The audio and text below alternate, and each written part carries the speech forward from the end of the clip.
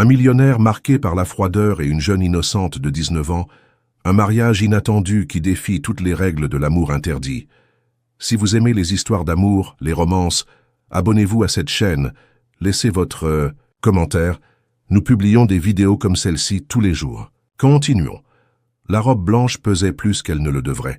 Ce n'était pas le tissu français importé ou les broderies faites à la main qui rendaient chaque pas un effort conscient. C'était le poids d'une vie qui se terminait à 19, avant même d'avoir vraiment commencé. Camille ajusta son voile pour la 3e fois, ses doigts tremblants trahissant le calme qu'elle essayait d'afficher. De l'autre côté de la porte, des voix étouffées discutaient des derniers détails du contrat. Toujours le contrat. Comme si sa vie pouvait être résumée en clauses et signatures. L'église Saint-Germain-des-Prés, au cœur de Paris, était remplie d'invités qu'elle ne connaissait pas. Des visages importants de la société parisienne, des entrepreneurs, des politiciens, des gens qui chuchotaient derrière des sourires polis. Camille en reconnaissait certains à la télévision, d'autres dans les journaux que sa tante laissait traîner dans la maison. Tous étaient là pour témoigner de l'union entre François Dufresne, le magnate de l'immobilier, et la nièce orpheline des Dubois. Un mariage de convenance déguisé en conte de fées. Tante Sylvie ajusta le collier de perles au cou de Camille avec des mouvements brusques. « Lève la tête », ordonna-t-elle, comme elle le faisait toujours depuis que Camille était arrivée. Chez elle, à 8 ans, avec une petite valise et les yeux encore rouges d'avoir tant pleuré. Les Dufresne sont notre seule chance de retrouver le prestige de la famille. Ne gâche pas ça. Camille obéit comme elle obéissait toujours. Elle avait appris tôt que protester ne faisait qu'empirer les choses. Quand elle perdit ses parents, dans cet accident sur l'autoroute A6, elle perdit aussi le droit de choisir. Oncle Gérard et tante Sylvie l'avaient accueillie par obligation, pas par amour. Chaque repas, chaque vêtement, chaque année d'école privée était facturé en silence, dans des regards qui disaient « Tu nous dois ça ». L'orgue commença à jouer la marche nuptiale. Camille respira profondément et commença à marcher. Dans l'allée centrale, l'oncle Gérard à ses côtés, feignant la fierté qu'il ne ressentait pas. Chaque pas était un adieu. Adieu au rêve d'étudier les beaux-arts. Adieu à la possibilité de connaître l'amour petit à petit, avec des papillons dans l'estomac et des premiers baisers volés. Adieu à la Camille qui aurait pu être. Ah, l'hôtel, François Dufresne l'attendait. 42 ans selon les documents qu'elle avait été obligée de signer. Grand, épaules larges, cheveux grisonnants qui commençaient à apparaître aux tempes. Le visage anguleux avait une beauté austère, mais c'étaient les yeux qui attiraient l'attention, gris comme le ciel de Paris avant la pluie, observant tout avec une intensité contenue. Camille l'avait rencontré seulement 3 fois avant, ce jour. Des réunions formelles, toujours avec des avocats présents, discutant des termes qui la transformaient en propriété. Quand elle arriva à l'hôtel, Camille leva enfin les yeux. Elle s'attendait à trouver le regard froid d'un acheteur évaluant sa marchandise. Au lieu de cela, elle vit quelque chose qui la déconcerta, une ombre de compréhension, peut-être même de pitié, comme s'il savait exactement le poids de ce moment pour elle, comme s'il était aussi là contre sa volonté.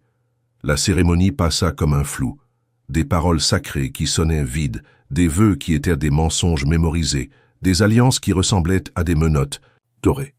Camille répondit oui quand nécessaire, signa où on lui demandait de signer. La seule chose réelle fut le baiser, bref, presque inexistant, ses lèvres effleurant les siennes, avec une délicatesse inattendue, comme quelqu'un qui s'excuse. La réception au club Racing fut un défilé d'hypocrisie. Camille sourit pour les caméras, salua des inconnus qui la félicitaient pour sa chance, dansa la valse obligatoire dans les bras d'un homme qu'elle connaissait à peine. François maintint une distance respectueuse pendant toute la fête, conversant avec les invités, toujours avec un verre de whisky à la main qu'il touchait à peine. « Vous allez bien ?» demanda-t-il pendant un rare moment seul, tandis que les invités se distrayaient avec le buffet. La question la prit au dépourvu. Personne ne lui demandait si elle allait bien depuis toujours. « Je remplis ma part de l'accord, » répondit-elle, la voix plus froide qu'elle ne l'avait voulu. Il étudia son visage un moment. « Je sais que ce n'est pas idéal pour aucun de nous, mais je veux que vous sachiez que je n'ai pas l'intention de rendre votre vie plus difficile qu'elle ne l'est déjà. » Camille ne sut quoi répondre. La gentillesse, même formelle, était un langage qu'elle avait désappris. Le voyage jusqu'aux Pentouses de François dans le 16e arrondissement fut silencieux. Camille observait la ville défiler par la fenêtre de la Mercedes, les lumières de Paris clignotant comme des lucioles urbaines. Chaque kilomètre l'éloignait de la seule vie qu'elle avait connue, aussi malheureuse fut-elle. L'appartement occupait 2 étages de l'immeuble le plus exclusif du quartier. Décoration minimaliste, œuvres d'art qu'elle reconnut comme des originaux. Une vue qui transformait Paris en une mer de lumière. C'était beau, imposant et complètement impersonnel, comme un décor de magazine, pas un foyer. « Votre chambre est la 2e à droite », indiqua François, enlevant sa cravate. « J'ai fait préparer tout selon ce que j'imaginais. Que vous aimeriez. Si vous voulez changer quoi que ce soit, il suffit de prévenir Monique. C'est la gouvernante, elle vient tous les matins. » Camille s'arrêta au milieu du couloir. « Ma chambre ?» Il la regarda, et il y avait quelque chose de presque gentil dans son regard fatigué. « Je ne vais rien vous forcer, Camille. Ce mariage a pu être arrangé, mais il n'a pas besoin d'être cruel. Vous avez votre espace, j'ai le mien. Nous pouvons cohabiter civilement jusqu'à... » Jusqu'à? Il haussa les épaules. Jusqu'à ce que nous découvrions comment survivre à cela. La chambre qu'il avait préparée la surprit. Ce n'était pas la suite conjugale qu'elle craignait, mais un espace vaste et aéré, décoré dans des tons doux de bleu et blanc. Un bureau près de la fenêtre, des étagères vides attendant des livres, un dressing plus grand que la chambre qu'elle avait chez ses oncles. Et dans le coin, un détail qui la fit s'arrêter. Un chevalet professionnel, des peintures et des pinceaux organisés sur une table latérale. « Comment avez-vous... » « Votre tante a mentionné que vous aimiez peindre, » dit François, depuis la porte sans entrer. « J'ai pensé que, nous avons tous besoin de quelque chose qui nous maintienne sains d'esprit. » Camille toucha le chevalet, ses doigts reconnaissant la qualité du matériel. Cela faisait 2 ans qu'elle ne peignait plus. Tante Sylvie avait vendu son matériel d'art pour payer les dépenses. « Merci », murmura-t-elle, et le remerciement était sincère. « Le petit déjeuner est à 8 heures, mais vous pouvez demander à Monique de servir quand vous voulez. Je pars généralement tôt pour le bureau. Nous dînons à 20 heures, quand je suis à la maison. » Il hésita. « Vous n'avez pas besoin de m'accompagner si vous ne le souhaitez pas. Prévenez simplement pour qu'on ne vous attende pas. » Sur ces mots, il partit, laissant Camille seule dans son nouveau monde. Les premières semaines furent une étrange danse de courtoisie et de distance. Camille découvrit que François était un homme de routine. Il se réveillait à 6 heures, prenait son café en lisant 3 journaux différents, partait pour le bureau à 7h30. Quand il était à la maison, il passait ses soirées dans son bureau privé, travaillant sur des projets qui semblaient ne jamais finir. Ils dînaient ensemble 3 ou 4 fois par semaine. Au début, les repas étaient silencieux, seul le tintement des couverts brisant la gêne. Mais, peu à peu, les conversations commencèrent à émerger. Des banalités d'abord, le temps, les nouvelles du journal, la qualité du vin. Puis des observations plus personnelles. « Vous ne mangez pas de viande rouge », remarqua-t-il un soir. « Pas depuis... » Camille s'arrêta. Elle ne voulait pas parler de ses parents, de comment l'odeur de barbecue lui rappelait encore les dimanches. « En famille, avant que tout ne s'écroule. »« Vous n'avez pas à expliquer, » dit François doucement. « Je vais prévenir Monique de préparer plus d'options. » C'était toujours ainsi. Il percevait ses limites, sans qu'elle ait besoin de les verbaliser. Il respectait ses silences, ses espaces, ses peurs non dites. Camille commença à se détendre minimalement en sa présence, bien que la tension de vivre avec un étranger ne disparaisse jamais complètement. L'atelier improvisé devint son refuge. Camille y passait des heures, redécouvrant le plaisir de créer. Ses premières tentatives furent timides, très incertain de quelqu'un qui avait perdu la pratique. Mais peu à peu, la confiance revint. Elle peignait la vue depuis la fenêtre, les immeubles de Paris se transformant en une jungle de béton et de rêves sous ses pinceaux. Un après-midi, concentrée sur une toile particulièrement difficile, elle n'entendit pas François entrer. Elle ne remarqua sa présence que lorsqu'il s'éclaircit doucement la gorge. « Pardon, je ne voulais pas interrompre.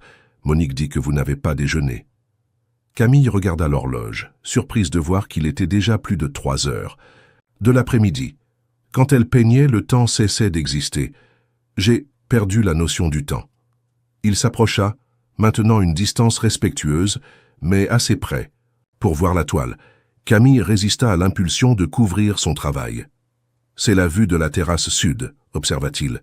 Mais vous avez transformé les immeubles en montagnes. Non, attendez. Il inclina la tête, étudiant. Ce sont des vagues de béton. Camille fut surprise. Personne n'avait jamais compris ces métaphores visuelles si rapidement. Paris m'a toujours semblé un océan, expliqua-t-elle timidement. Les gens sont comme des courants, les immeubles comme des vagues qui ne cessent jamais de croître. C'est perturbant et beau à la fois, dit François, et il y avait une authentique appréciation dans sa voix. Vous avez un vrai talent, Camille. Ne le gaspillez pas. C'était la première fois qu'il utilisait son prénom de façon si directe, si personnelle. Camille sentit quelque chose bouger en elle, un mur commençant à se fissurer. Les dîners devinrent moins silencieux après cela. François commença à partager des histoires du travail. Pas les détails ennuyeux des contrats et négociations, mais les personnes derrière les affaires, les petits drames humains qui se déroulaient dans ses bureaux. Camille découvrit qu'il avait un sens de l'humour sec, presque imperceptible, qui apparaissait dans des observations inattendues. Mon associé a décidé de faire une retraite spirituelle au Pérou, raconta-t-il un soir, servant le vin. Il est revenu convaincu que nous devons ajouter de l'énergie positive dans tous nos projets. Il veut engager un chaman comme consultant. Camille ne put contenir un rire. Et vous allez l'engager? J'ai déjà fixé 3 entretiens, répondit François avec un sérieux fin. Le marché immobilier a besoin de toute l'aide spirituelle possible. C'était plus facile quand il la faisait rire. Le rire créait un pont sur l'abîme de circonstances qui les séparait. Mais tout n'était pas des moments légers. Il y avait des nuits où Camille se réveillait en sueur froide, les cauchemars de l'accident de ses parents encore vivaces, après tant d'années. Ces nuits-là, elle errait dans le penthouse comme un fantôme, préparant du thé dans la cuisine design, essayant de chasser les souvenirs. Une de ces nuits, elle trouva François dans le salon, également insomniaque, un verre de whisky à la main et le regard perdu dans la vue nocturne. « Cauchemar » demanda-t-il sans se retourner. « Comment savez-vous ? Je reconnais l'allure de celui qui préfère affronter l'insomnie plutôt que ses propres rêves. » Camille s'assit sur le canapé opposé, serrant sa tasse de thé. « Vous aussi, vous avez des cauchemars ?»« Parfois. » Il prit une gorgée de whisky. « Des souvenirs qui insistent pour revenir quand nous baissons la garde. » Ils restèrent en silence, 2 insomniaques partageant l'obscurité sans avoir besoin d'expliquer leurs démons particuliers. C'était étrangement réconfortant. 1 mois. Après le mariage, Camille dut affronter son premier événement social en tant que Madame Dufresne. Un cocktail de bienfaisance à l'hôtel Plaza Athénée, plein des mêmes personnes qui avaient assisté au mariage, prêtes à disséquer chaque détail de son apparence et de son comportement. Vous n'avez pas besoin d'y aller si vous ne voulez... « Oh pas !» offrit François en ajustant sa cravate. Camille finit de mettre ses boucles d'oreilles, des bijoux qu'il avait laissés sur sa commode, avec un simple billet. Pour ce soir. Ils étaient élégants mais discrets, exactement son style. « Cela fait partie de l'accord, n'est-ce pas ?» répondit-elle, vérifiant sa robe noire dans le miroir. « Au diable l'accord !» dit François brusquement, et la grossièreté inattendue la fit le regarder avec surprise. « Pardon, c'est que vous n'êtes pas un accessoire, Camille. Si vous ne voulez pas y aller, j'invente une excuse. » Mais Camille redressa les épaules. Elle avait affronté pire que des mondaines bavardes.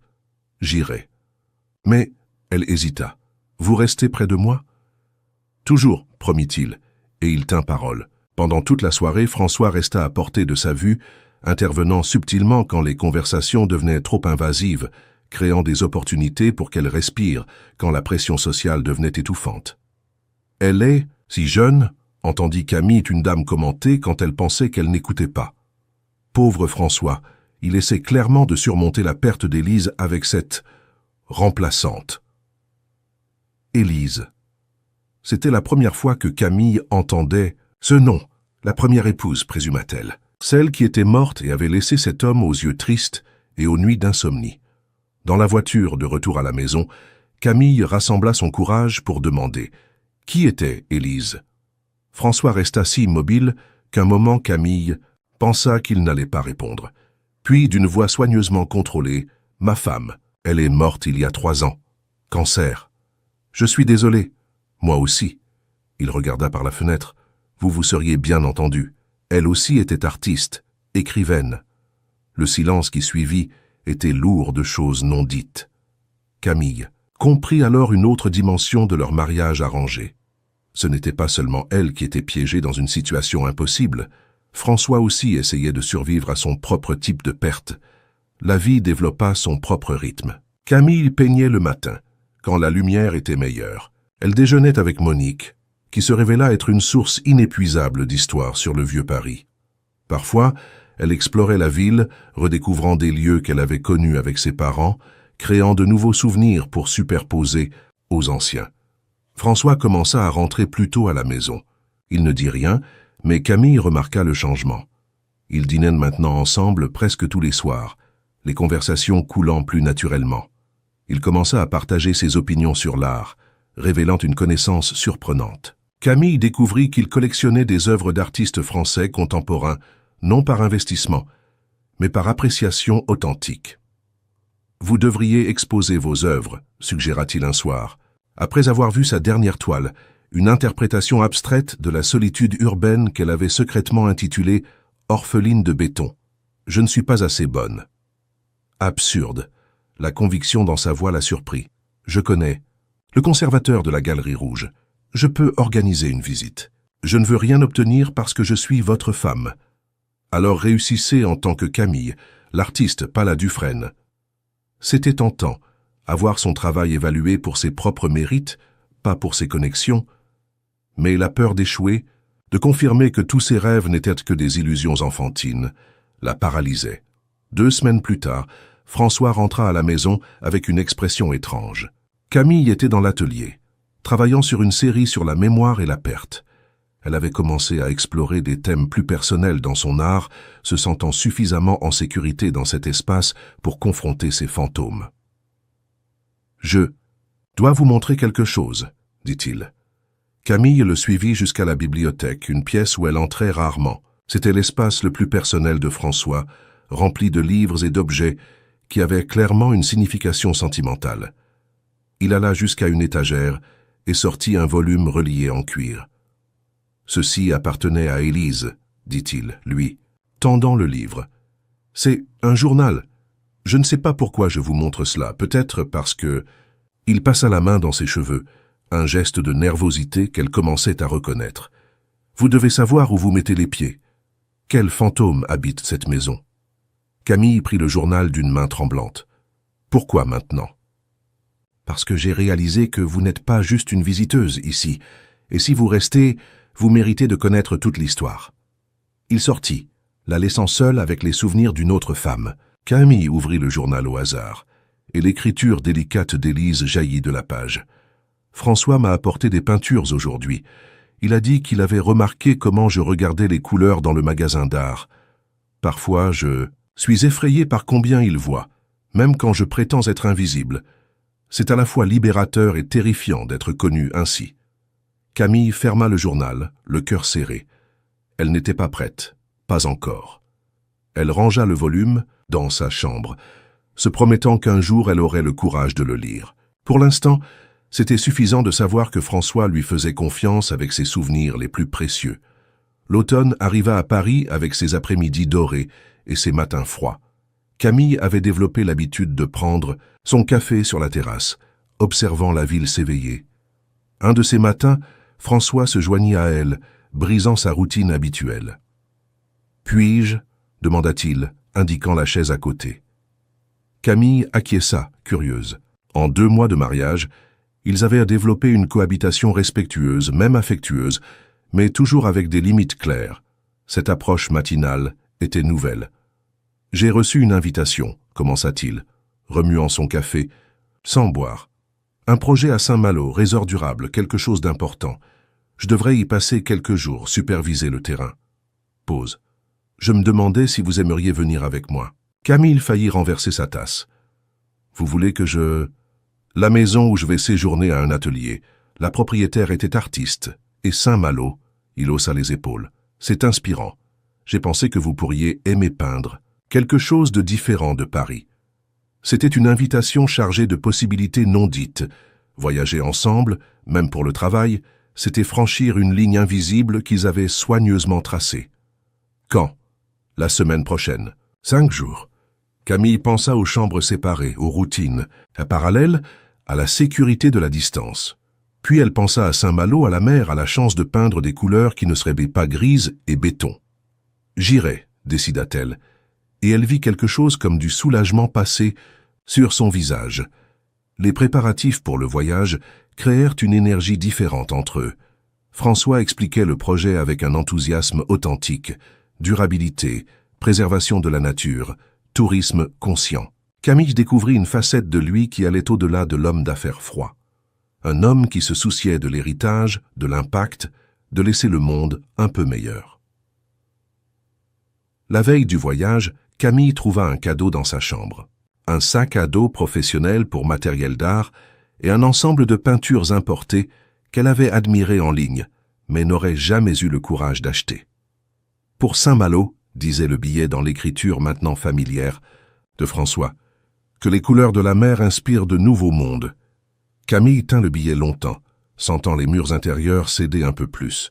Il devenait de plus en plus difficile de maintenir la distance émotionnelle quand chaque geste de lui révélait une gentillesse qu'elle n'attendait pas dans un mariage forcé. Cette nuit-là, allongée dans son lit solitaire, Camille se permit, pour la première fois, d'imaginer « et si ?» Et si ce mariage artificiel pouvait se transformer en quelque chose de réel? Et si deux cœurs blessés pouvaient trouver la guérison l'un dans l'autre? C'étaient des pensées dangereuses. L'espoir avait toujours été un luxe qu'elle ne pouvait pas se permettre. Mais là, dans ce Penthouse qui commençait à ressembler à un foyer, avec un homme qui la respectait et la voyait comme plus qu'une obligation contractuelle, Camille se permit de rêver. Demain, il partirait pour Saint-Malo. Et peut-être, juste peut-être, quelque chose changerait entre eux. Le mariage arrangé avait créé les circonstances, mais ce qu'ils en feraient, cela restait à écrire. Camille prit le journal d'Élise, toujours fermé dans son tiroir. Bientôt, se promit-elle, bientôt elle aurait le courage de connaître la femme dont le fantôme habitait cette maison.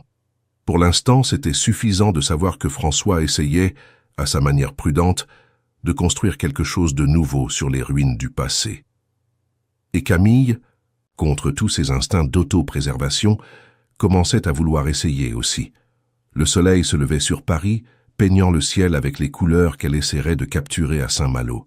Un nouveau jour, une nouvelle chance.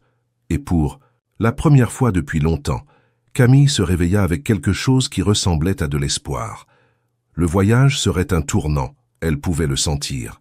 Ce qu'elle ne savait pas encore, c'était si elle aurait le courage de traverser vers l'autre côté, où des sentiments véritables attendaient pour s'épanouir parmi les décombres de deux vies marquées par la perte. Mais c'était une histoire pour les prochains jours. Pour l'instant, Camille se contentait d'observer la ville s'éveiller, sachant qu'elle n'était plus seule dans sa veille. Quelque part dans ce Penthouse, François observait aussi l'aube, peut-être avec les mêmes pensées, les mêmes doutes, le même espoir prudent que quelque chose de vrai puisse naître d'un début si improbable. Paris continuait sa danse de béton et de rêves, indifférente aux drames humains qui se déroulaient dans ses tours de verre. Mais pour Camille, la ville ne serait plus jamais la même. Maintenant, c'était le décor où sa vie avait changé, où un contrat froid s'était transformé en la possibilité de quelque chose de plus. Et cela en soi était déjà un petit miracle. La route vers Saint-Malo serpentait entre les collines, comme un ruban d'asphalte embrassant le verre. Camille gardait son visage collé à la vitre de la voiture, observant la transformation progressive du paysage, du béton à la verdure, du gris au vert, de l'étouffement urbain à la promesse. Dormir. François conduisait dans un silence confortable, indiquant occasionnellement quelques détails de la géographie locale, la musique douce de Brassens remplissant les espaces entre les mots. « Mon père m'emmenait par cette route quand j'étais enfant », partagea-t-il quand ils passèrent un virage particulièrement dramatique, la mer apparaissant comme une révélation bleue entre les collines. Il disait qu'il était important de connaître la France au-delà des bureaux. Camille l'observa du coin de l'œil. Il était rare qu'il mentionne sa famille, son passé antérieur à Élise. Il semblait sage.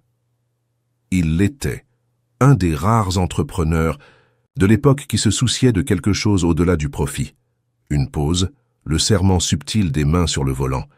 Il est mort trop tôt pour voir ce que je suis devenu. Je pense qu'il aurait été fier, dit doucement Camille. Le projet à Saint-Malo, le souci de durabilité, ce n'est pas seulement une question d'argent pour vous. François la regarda brièvement, surpris. Parfois, je me demande s'il n'est pas trop tard pour essayer d'être l'homme qu'il espérait que je deviendrais.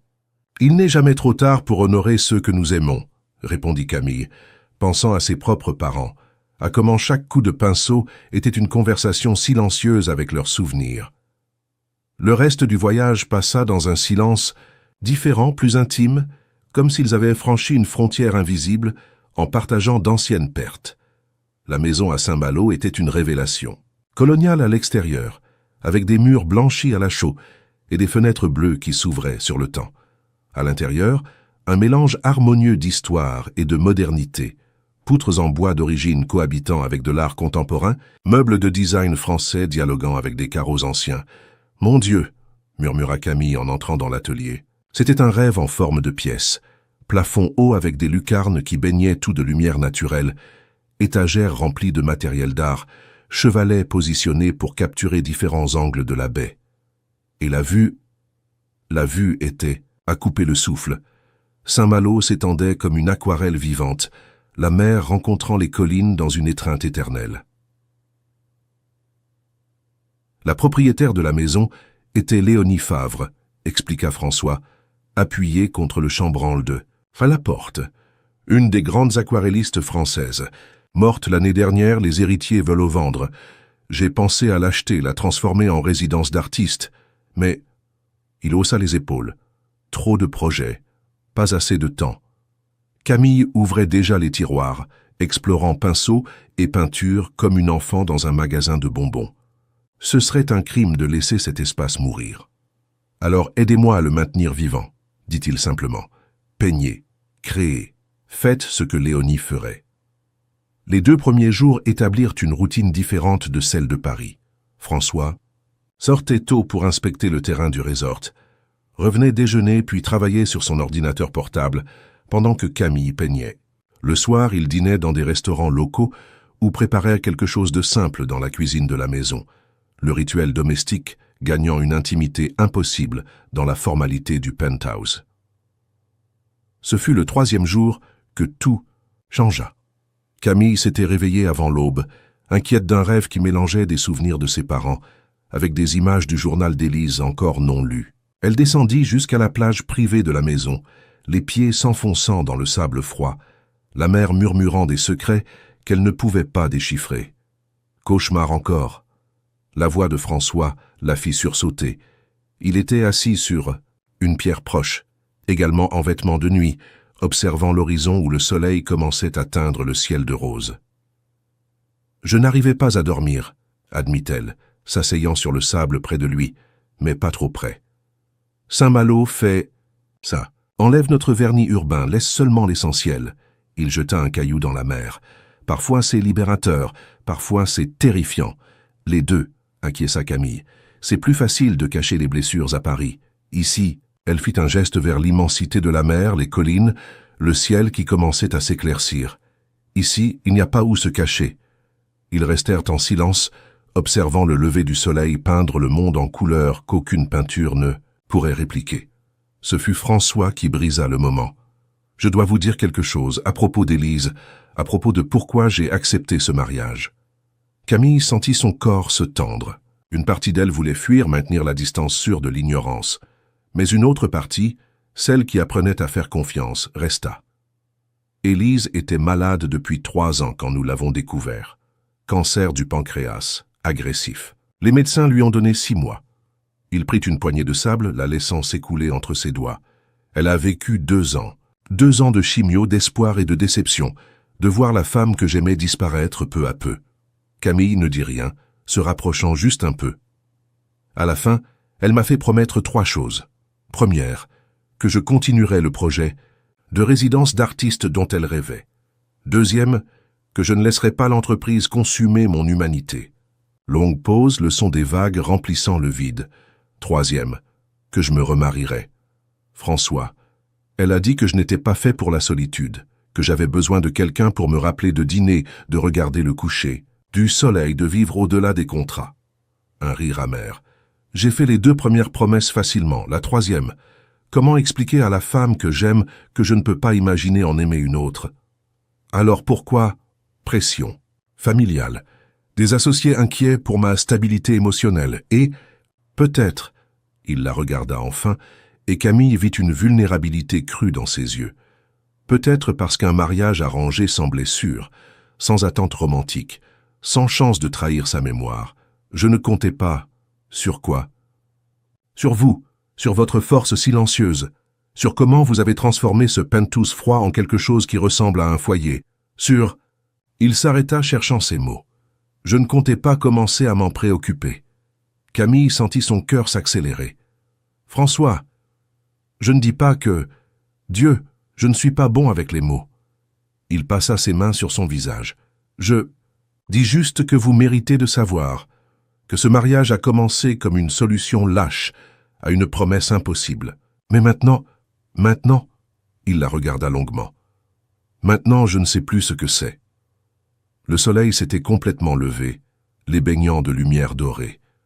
Camille se sentait en territoire inconnu, naviguant des émotions pour lesquelles elle n'avait pas de carte. « J'ai apporté le journal », avoua-t-elle. « d'Élise, je ne l'ai pas encore lu.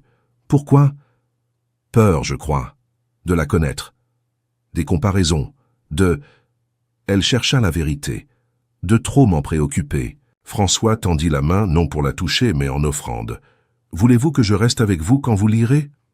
Camille regarda la main tendue, pensant à toutes les fois où elle avait affronté des pertes seule. Lentement, elle mit sa main dans la sienne.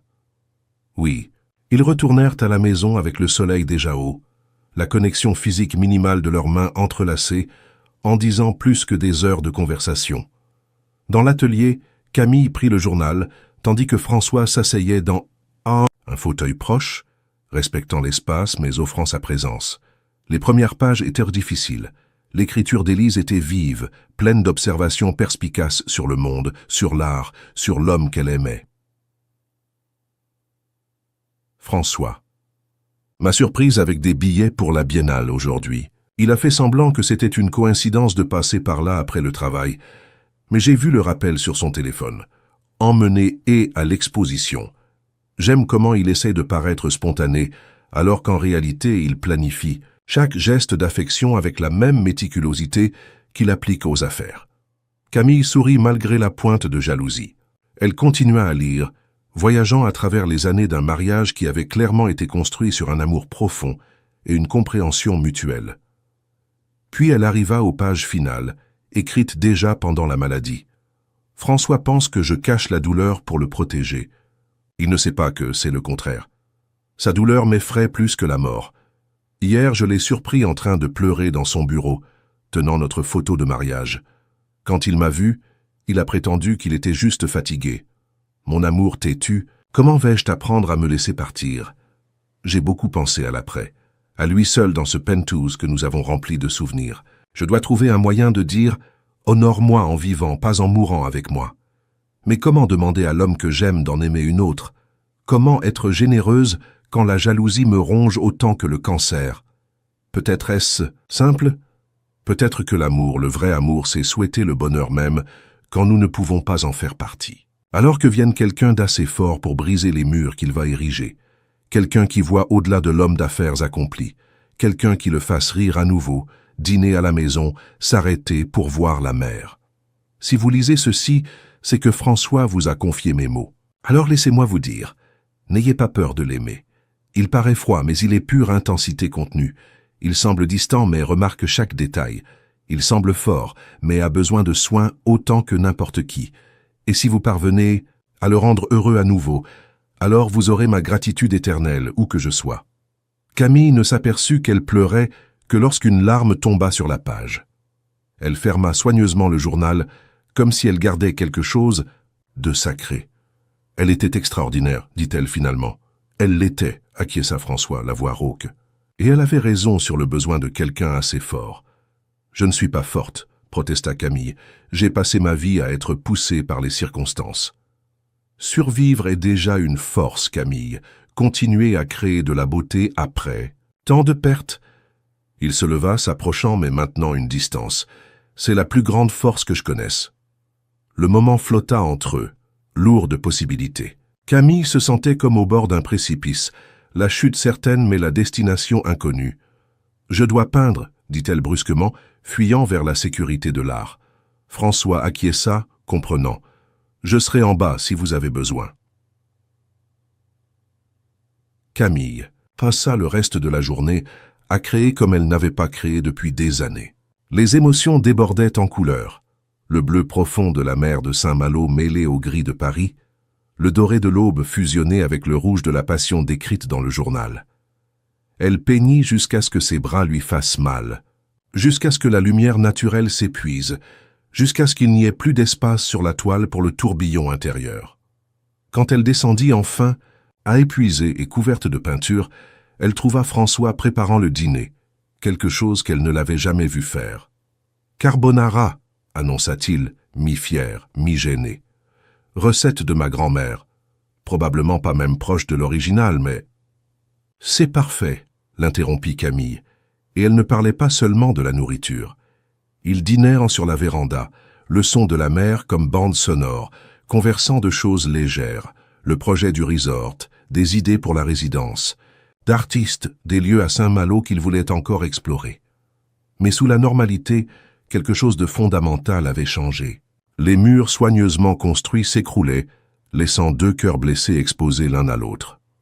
« Je veux vous montrer quelque chose demain », dit François, pendant qu'ils lavèrent la vaisselle ensemble, un rituel domestique qui gagnait une intimité inattendue. « Un endroit que j'ai découvert lors des premières visites, si vous voulez. »« Je veux », répondit Camille sans hésiter, et tous deux savaient qu'ils ne parlaient pas seulement de visites touristiques. Cette nuit-là, Camille rêva non pas d'accident, ou de perte, mais de couleurs, toutes les couleurs qu'elle avait découvertes à Saint-Malo en François en elle-même. Elle se réveilla au milieu de la nuit avec un besoin urgent de capturer le rêve avant qu'il ne s'échappe. Elle descendit à l'atelier pieds nus, la maison endormie autour d'elle. Mais en arrivant, elle trouva François déjà là, observant la toile qu'elle avait peinte pendant la journée. « Pardon ?» dit-il sans se retourner. « Je n'arrivais pas à dormir et... C'est extraordinaire, Camille. Vous avez capturé quelque chose que je ne sais même pas nommer. » Camille s'approcha, voyant son travail à travers ses yeux. C'est à propos des transitions, de comment la fin de quelque chose peut être le début d'autre chose. À propos, elle hésita, à propos de la permission.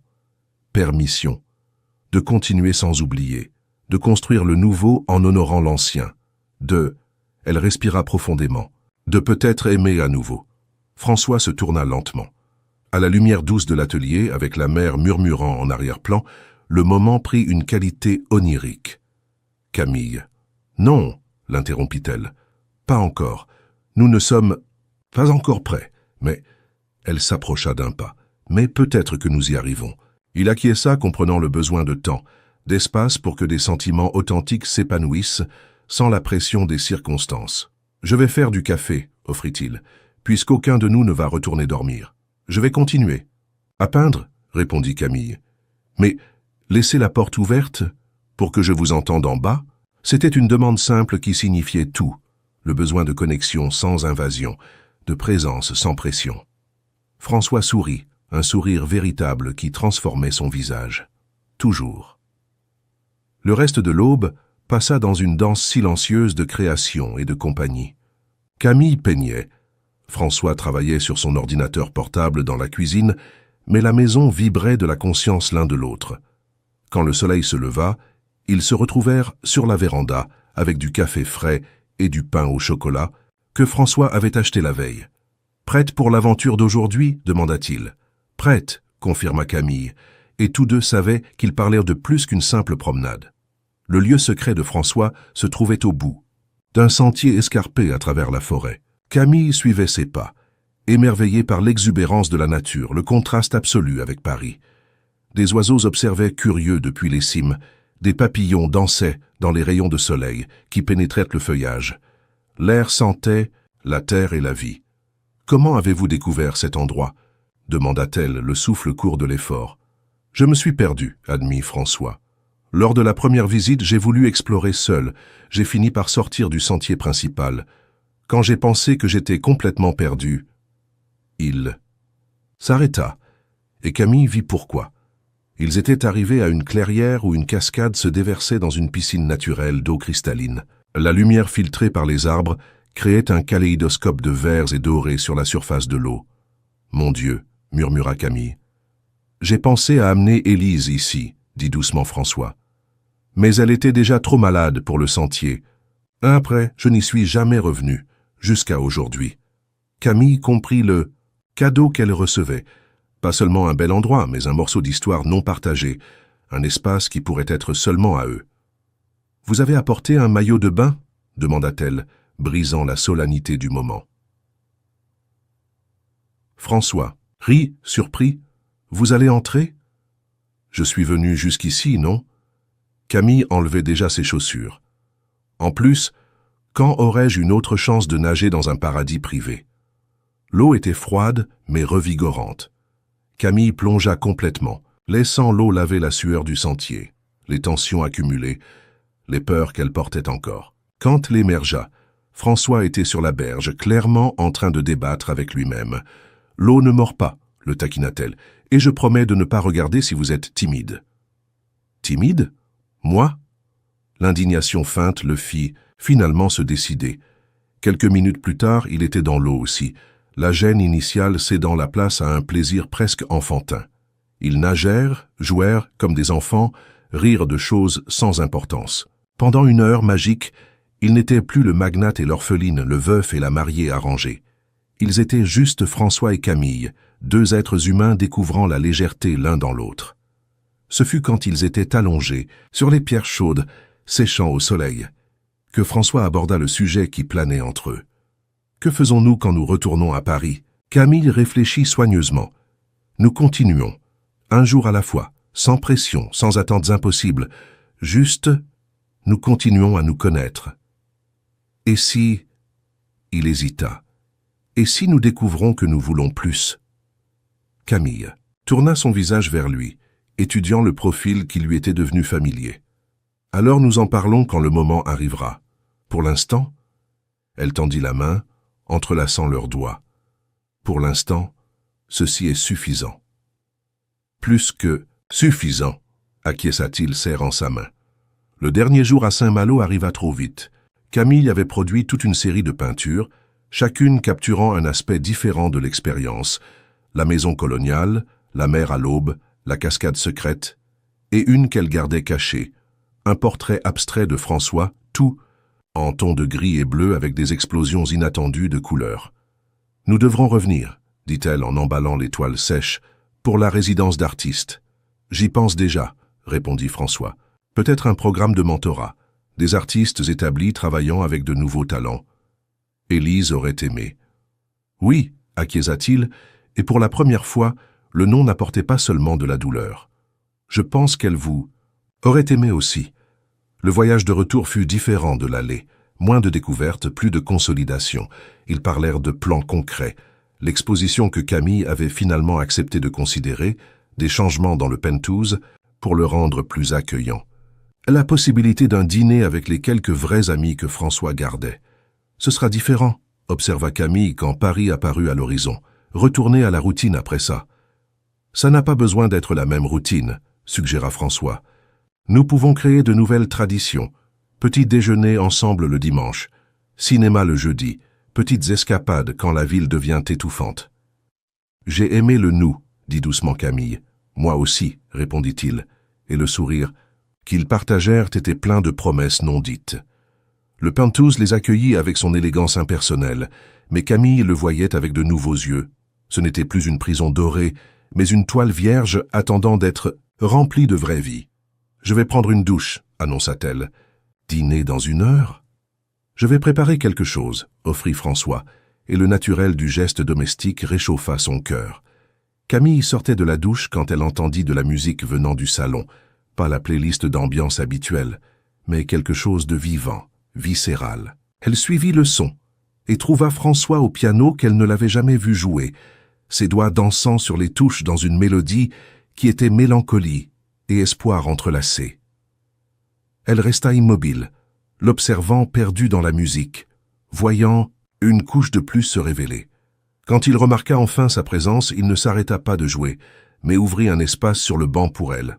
« Je ne sais pas jouer, » protesta Camille. « Vous n'avez pas besoin. Juste, restez ici. » Ils s'assirent côte à côte, François créant des mélodies qui semblaient converser avec le silence accueillant entre eux. Camille appuya sa tête sur son épaule, un geste petit mais significatif, et le sentit se détendre sous le contact. « Merci, » murmura-t-elle.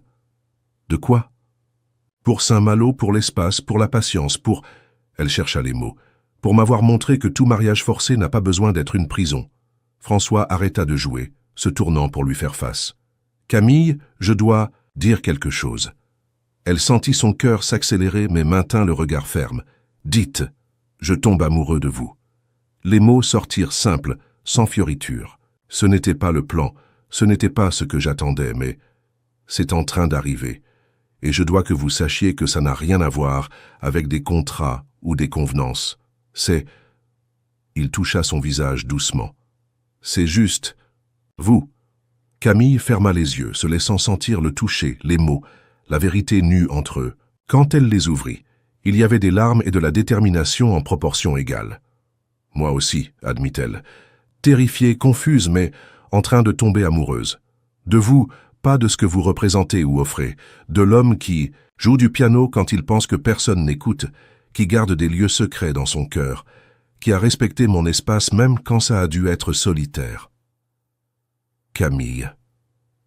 Mais j'ai besoin de temps, continua-t-elle, pour être sûre que c'est réel.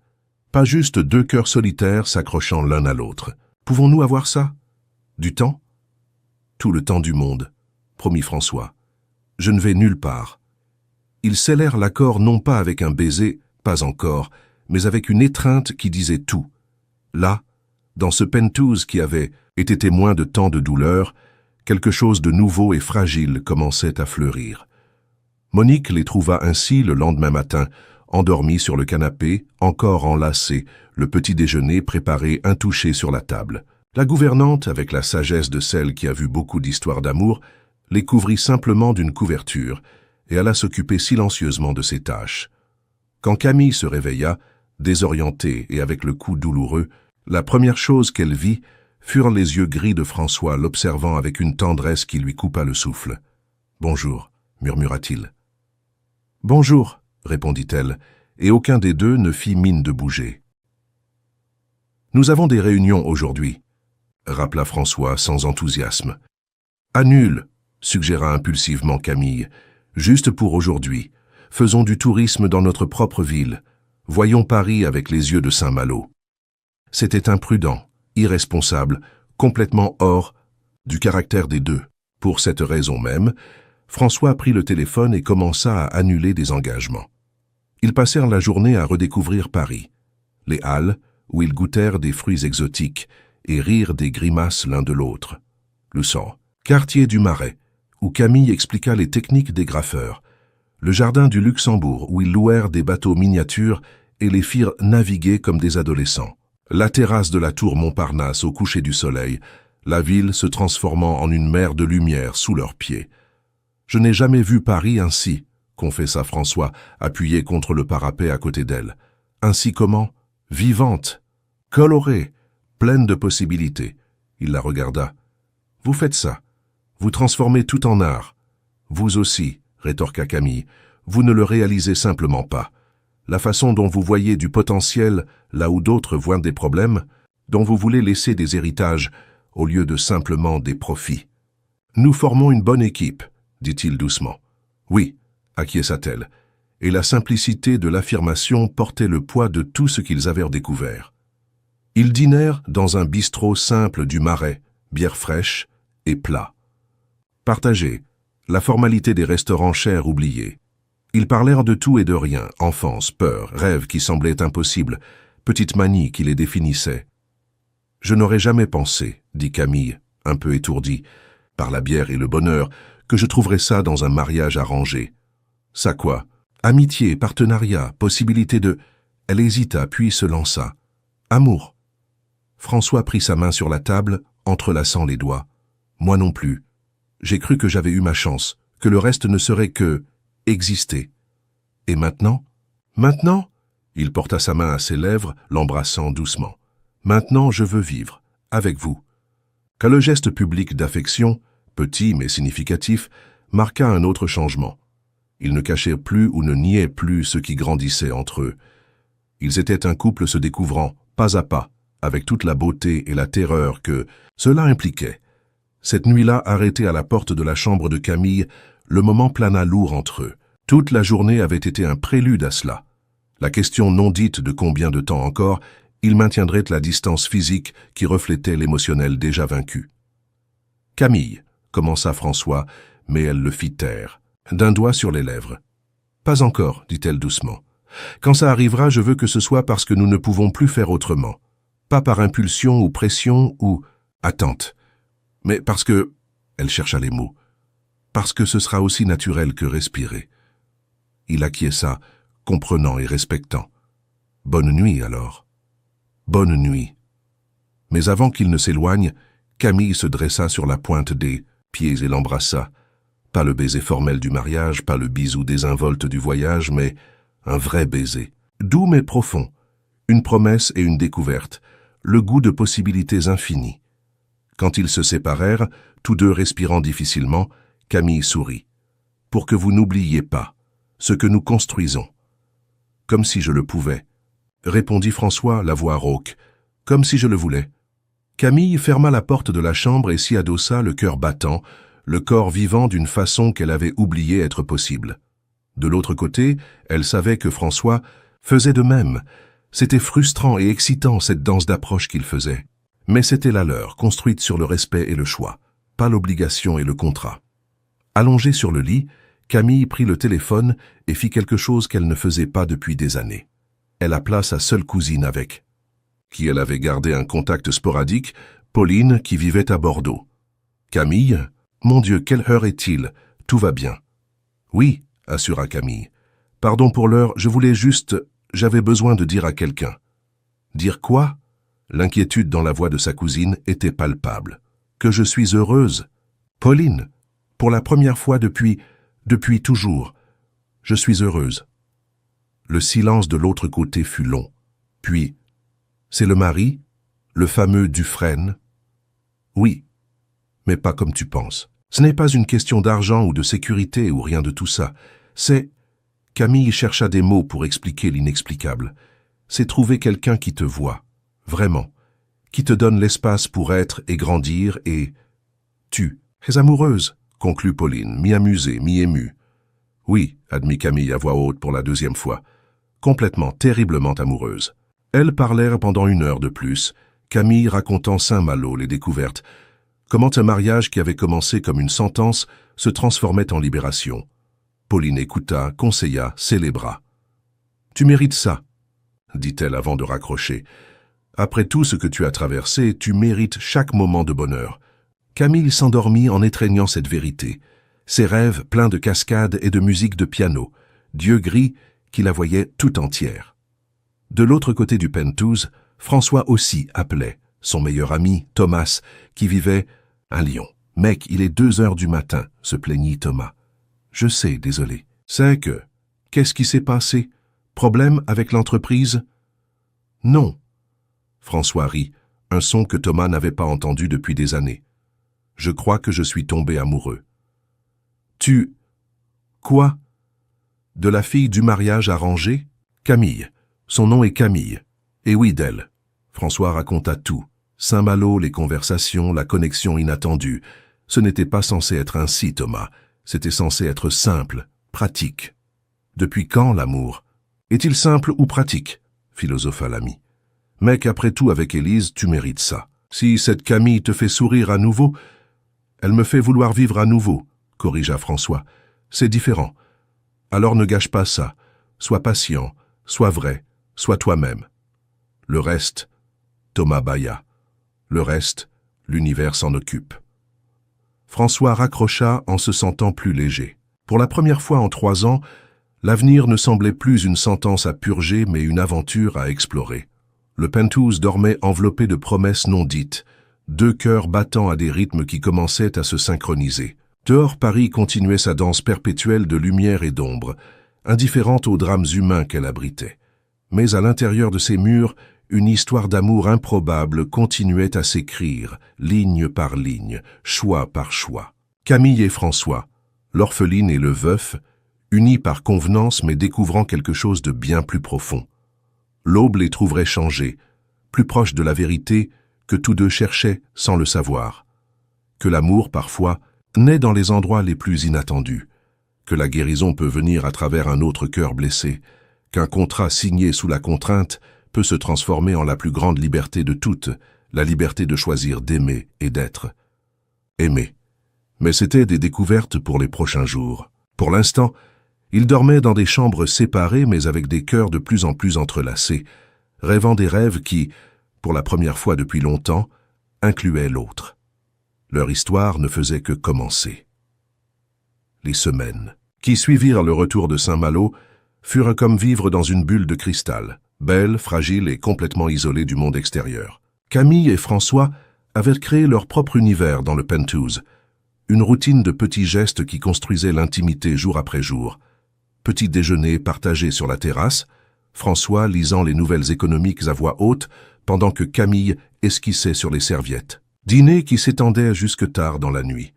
Conversation qui passait du trivial au profond sans avertissement.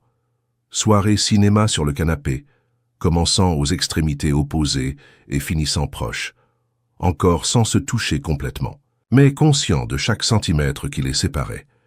Camille avait transformé l'une des chambres d'amis en un second atelier, celui-ci orienté vers la vue nord de la ville. Ses peintures prenaient une nouvelle vie, non plus seulement la mélancolie urbaine, mais des explosions de couleurs qui reflétaient son état intérieur. François la trouvait souvent là, aux petites heures du matin, quand ses propres démons l'empêchèrent de dormir. « Vous n'arrivez pas à déconnecter ?» demanda-t-il l'une de ces nuits, la trouvant couverte de peintures jaunes et oranges, travaillant sur une toile qui semblait être le soleil lui-même en train de naître. « C'est quand les couleurs parlent le plus fort, » expliqua Camille, sans arrêter son pinceau. « Le jour, la logique interfère, la nuit... » Elle fit un geste ample. « La nuit, je me permets de sentir sans filtre. » François s'approcha, étudiant la toile. Il avait appris à lire les émotions de Camille à travers son art. Les bleus profonds quand elle pensait à ses parents, les rouges vibrants quand quelque chose l'indignait, et maintenant ces dorés et oranges qui n'étaient apparus qu'après Saint-Malo. « C'est de la joie, observa-t-il. Pure joie. » Camille s'arrêta, surprise par cette perception. « Oui, j'avais oublié comment la peindre. »« Peut-être, suggéra doucement François, aviez-vous juste besoin de la retrouver. » Ils restèrent là, observant la toile ensemble dans le silence confortable de ceux qui n'ont pas besoin de remplir chaque moment avec des mots. C'était dans ces moments que Camille ressentait le plus fortement la connexion entre eux, pas dans les grands gestes, mais dans la quiétude partagée. La première fissure dans le cristal vint 3 semaines plus tard, lors d'un déjeuner, d'affaires auxquelles François insista pour que Camille l'accompagne. « J'ai besoin de quelqu'un de sain d'esprit à mes côtés », plaisanta-t-il, mais Camille perçut la tension dans ses épaules. Le déjeuner était avec des investisseurs japonais, crucial pour le projet de Saint-Malo. Le restaurant, au sommet de la tour Montparnasse, offrait une vue à 360 degrés sur Paris, mais Camille pouvait à peine l'apprécier. Depuis leur arrivée, elle sentait les regards, les chuchotements mal dissimulés. Elle reconnut certains visages du mariage, d'autres des colonnes mondaines que tante Sylvie dévorait autrefois. Madame Dufresne, une femme d'âge moyen, s'approcha, pendant que François conversait avec les investisseurs. « Je suis Caroline Moreau, de l'Institut culturel Élise Dufresne. » Camille sentit son sang se glacer. Elle avait oublié qu'Élise avait un institut culturel à son nom, que François maintenait actif en sa mémoire. « Enchantée, réussit-elle à dire d'une voix neutre. « Ça doit être... » « Difficile, continua Caroline, ses yeux évaluant chaque détail de Camille. Occuper la place de quelqu'un de si aimé. Élise était... Eh bien, il était impossible de ne pas l'aimer. « Je n'essaie pas d'occuper la place de qui que ce soit, » répondit Camille avec un calme qu'elle ne ressentait pas. « Chaque personne est unique dans son histoire. »« Bien sûr, bien sûr. » Le sourire de Caroline était tranchant comme un rasoir. Bien que ce soit curieux comme François a trouvé du réconfort si... rapidement, et avec quelqu'un de si jeune. Camille formulait une réponse quand elle sentit la main de François dans son dos. Il s'était matérialisé à ses côtés, silencieusement, le visage un masque de politesse froide. « Caroline, salua-t-il, je vois que vous avez rencontré Camille. Ma chère, les Yamamoto aimeraient connaître votre travail sur l'art urbain. » Le message était clair. Conversation. Terminée. Caroline s'éloigna avec un autre sourire venimeux, mais le mal était fait. Camille passa le reste du déjeuner avec les mots qui résonnaient. Occuper la place de quelqu'un de si aimé. Dans la voiture, de retour à la maison, le silence était pesant. « Je suis désolé, » dit finalement François. Caroline était amie d'Élise. Je pense qu'elle pense que je suis une opportuniste, compléta Camille. Que j'ai vu une occasion et que je l'ai saisie. Elle ne te connaît pas. Mais beaucoup pensent ainsi, n'est-ce pas? Camille se tourna pour lui faire face, l'orpheline pauvre qui a piégé le riche veuf. François s'arrêta sur le bas-côté, ignorant les klaxons irrités. « Camille, regarde-moi !» Elle obéit, rencontrant ses yeux gris orageux. « Je me fiche complètement de ce qu'il pense. Et toi non plus, tu ne devrais pas t'en soucier. » Il prit son visage entre ses mains. « Nous connaissons la vérité. Nous savons ce que nous construisons. » « Et que construisons-nous, François ?» La question s'échappa avant qu'elle ne puisse la retenir, parce que parfois j'ai l'impression que nous vivons une fantaisie, isolée du monde réel. « Alors affrontons le monde réel, » dit-il avec détermination. « Ensemble. » Camille voulait croire que ce serait aussi simple, mais les semaines suivantes prouvèrent le contraire. Cela commença par de petites choses, des invitations à des événements sociaux qui arrivaient uniquement au nom de François, comme si Camille n'existait pas. Des commentaires innocents, de connaissances sur la différence d'âge, toujours suivis de « mais vous êtes si beaux ensemble », dit avec zéro sincérité. Des regards qui la suivaient dans les restaurants, évaluant ses vêtements, ses gestes, cherchant des preuves de ce qu'il croyait être vrai. Camille essayait de ne pas se laisser affecter. Elle se concentrait sur son art, sur la préparation de l'exposition qu'elle avait finalement accepté de faire. Mais il était difficile de maintenir la confiance quand chaque sortie publique se transformait en jugement. Le point de rupture survint un vendredi pluvieux. Camille avait passé la journée dans l'atelier, perdue dans une série sur la transformation. Elle était couverte de peinture, les cheveux attachés en un chignon négligé, complètement absorbé, quand Monique frappa à la porte. « Madame Camille ?» La gouvernante semblait perturbée. « Monsieur François a appelé. Il vous demande de ne pas regarder Internet aujourd'hui. » « Internet ?» Camille fronça les sourcils. « Pourquoi ?» Monique hésita. « Il a juste demandé d'attendre qu'il rentre. » Mais Camille prenait déjà son téléphone. Cela ne prit que quelques secondes pour trouver. L'article était sur tous les sites de potins, le titre hurlant en lettres capitales « L'amour acheté. Comment ?» Une orpheline inconnue a ferré le veuf le plus convoité de Paris. Les mains de Camille tremblaient pendant qu'elle lisait. Ils avaient déterré tout, la mort de ses parents, les années chez ses oncles, les dettes de la famille Dubois que François avait réglées dans le cadre de l'accord matrimonial. Il y avait des photos d'elle entrant dans des boutiques chères, achats sur lesquels François avait insisté, des spéculations sur combien coûtait son entretien, des insinuations qu'elle était intéressée uniquement par l'argent. Le pire étaient les commentaires. Des centaines de personnes qui ne la connaissaient pas disséquant sa vie, son apparence, ses motivations, des comparaisons cruelles avec Élise, des spéculations sur combien de temps il faudrait avant que François ne se réveille. Camille ne s'aperçut qu'elle pleurait que lorsqu'une larme tomba sur l'écran du téléphone. Elle n'entendit pas François arriver, elle sentit seulement quand il l'enveloppa dans ses bras. « Tu n'aurais pas dû lire, » murmura-t-il contre ses cheveux. « C'est ce que tout le monde pense, » sanglota Camille. « Que je suis une intéressée, que tu es un idiot amoureux. Laisse-les penser. » Mais Camille sentit la tension dans son corps, la colère contenue. « Ce n'est pas si simple. » Elle s'écarta, essuyant ses larmes. « Ça t'affecte ton entreprise. Ta réputation. » « Au diable, la réputation. »« François. »« Non, Camille, ça suffit. » Il y avait une fureur froide dans sa voix qu'elle n'avait jamais entendue. « J'ai accepté beaucoup de choses dans la vie. J'ai souri à des gens que je méprisais, fait des affaires qui me dégoûtaient, maintenu la civilité quand je voulais. » Crier. « Mais je n'accepterai pas qu'on t'attaque. » Et que vas-tu faire? Poursuivre Internet entier? Si nécessaire. La détermination dans sa voix l'effraya et la réconforta à parts égales. Mais d'abord, je vais faire quelque chose que j'aurais dû faire depuis longtemps. Avant que Camille puisse demander quoi, il partait déjà, le téléphone à l'oreille. Camille resta là, au milieu de l'atelier, se sentant petite et exposée comme elle ne s'était pas sentie depuis l'enfance. Des heures plus tard, quand la pluie s'était transformée en tempête, François revint. Il était trempé, les cheveux collés au front, mais il y avait quelque chose de différent dans sa posture. « Qu'as-tu fait » demanda Camille depuis la porte de l'atelier. « J'ai convoqué une conférence de presse pour demain. » François. « Non, si. » Il s'approcha, prit ses mains. « J'en ai assez de laisser les autres raconter notre histoire. Demain, c'est moi qui la raconte. Ça ne fera qu'empirer les choses. Ou ça clarifiera tout une fois pour toutes. » Il embrassa son front. « Tu me fais confiance ?» Camille voulait dire oui. Mais la peur était plus grande que la confiance. Peur d'exposition, de jugement, de voir ce qu'ils avaient construit être détruit par l'opinion publique. Cette nuit-là, elle dormit mal. Les cauchemars revinrent avec force, non plus sur l'accident de ses parents, mais sur des foules pointant du doigt, riant, criant, intéressées, tandis que François disparaissait au loin. Elle se réveilla en sueur, la chambre sombre et silencieuse. Elle alla dans la cuisine chercher de l'eau et trouva François assis au comptoir, un verre de whisky à la main. « Toi non plus, tu n'arrives pas à dormir ?» demanda-t-elle. « Je réfléchis à ce que je vais dire demain. » Il l'étudia dans la faible lumière de la cuisine.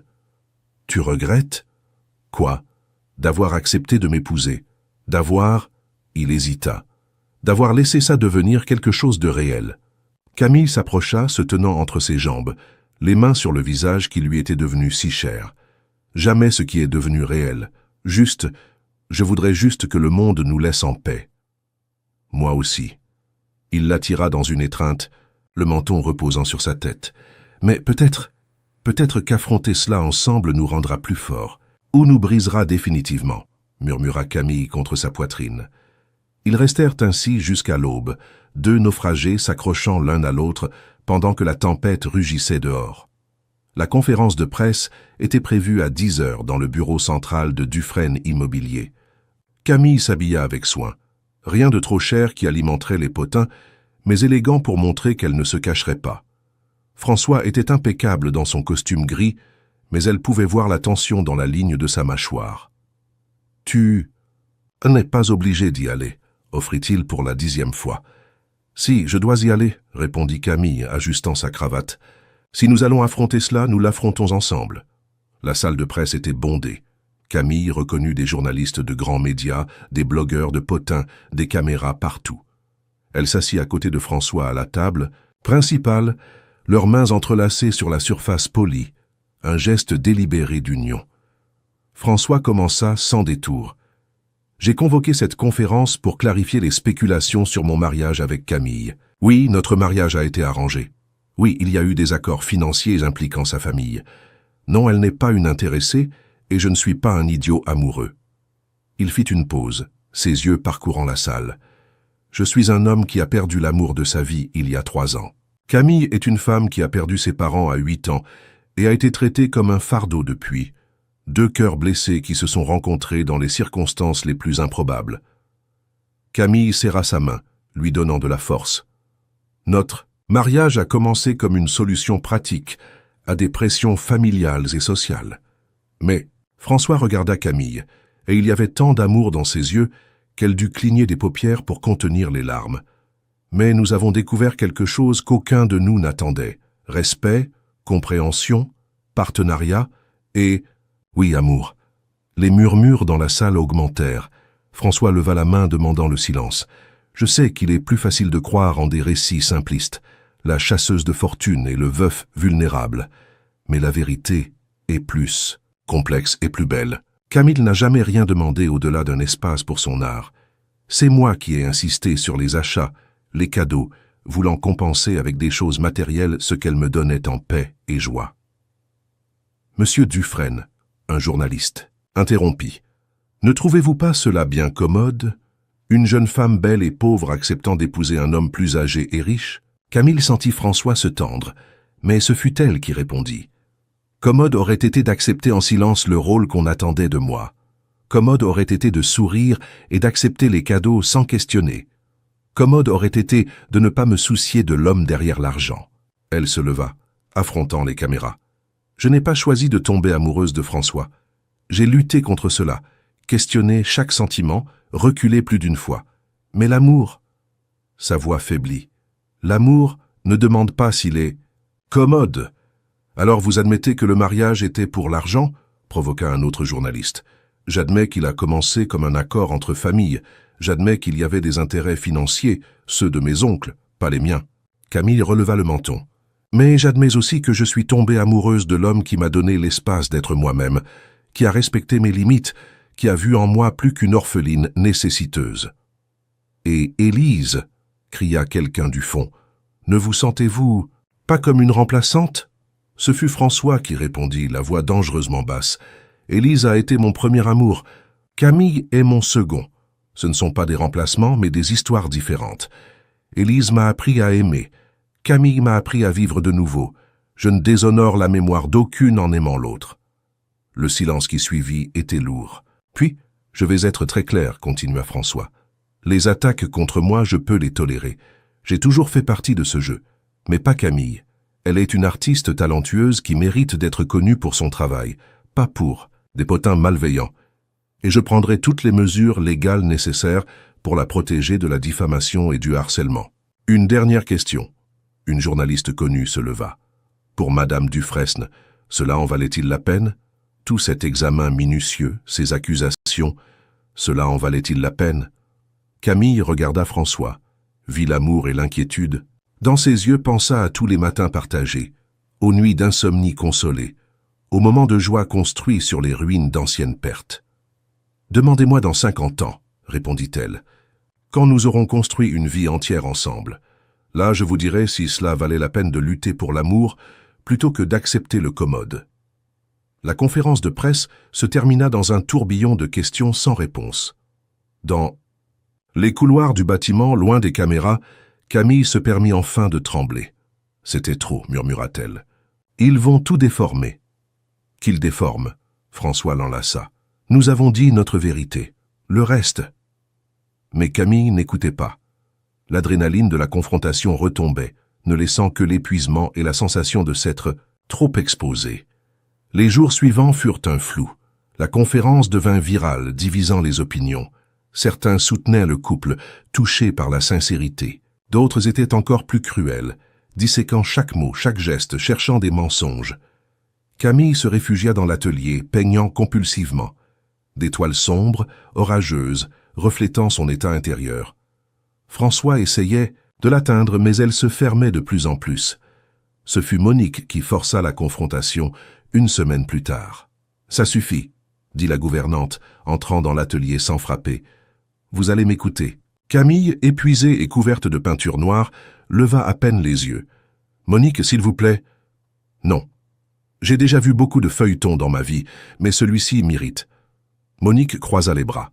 « Il y a un homme en bas qui ne mange pas correctement depuis des jours, qui erre dans la maison comme une âme en peine, qui s'est ridiculisé devant la France entière par amour pour vous. Et vous ici, vous vous cachez comme une enfant capricieuse. Ce n'est pas si simple. Si, ça l'est. L'amour est simple.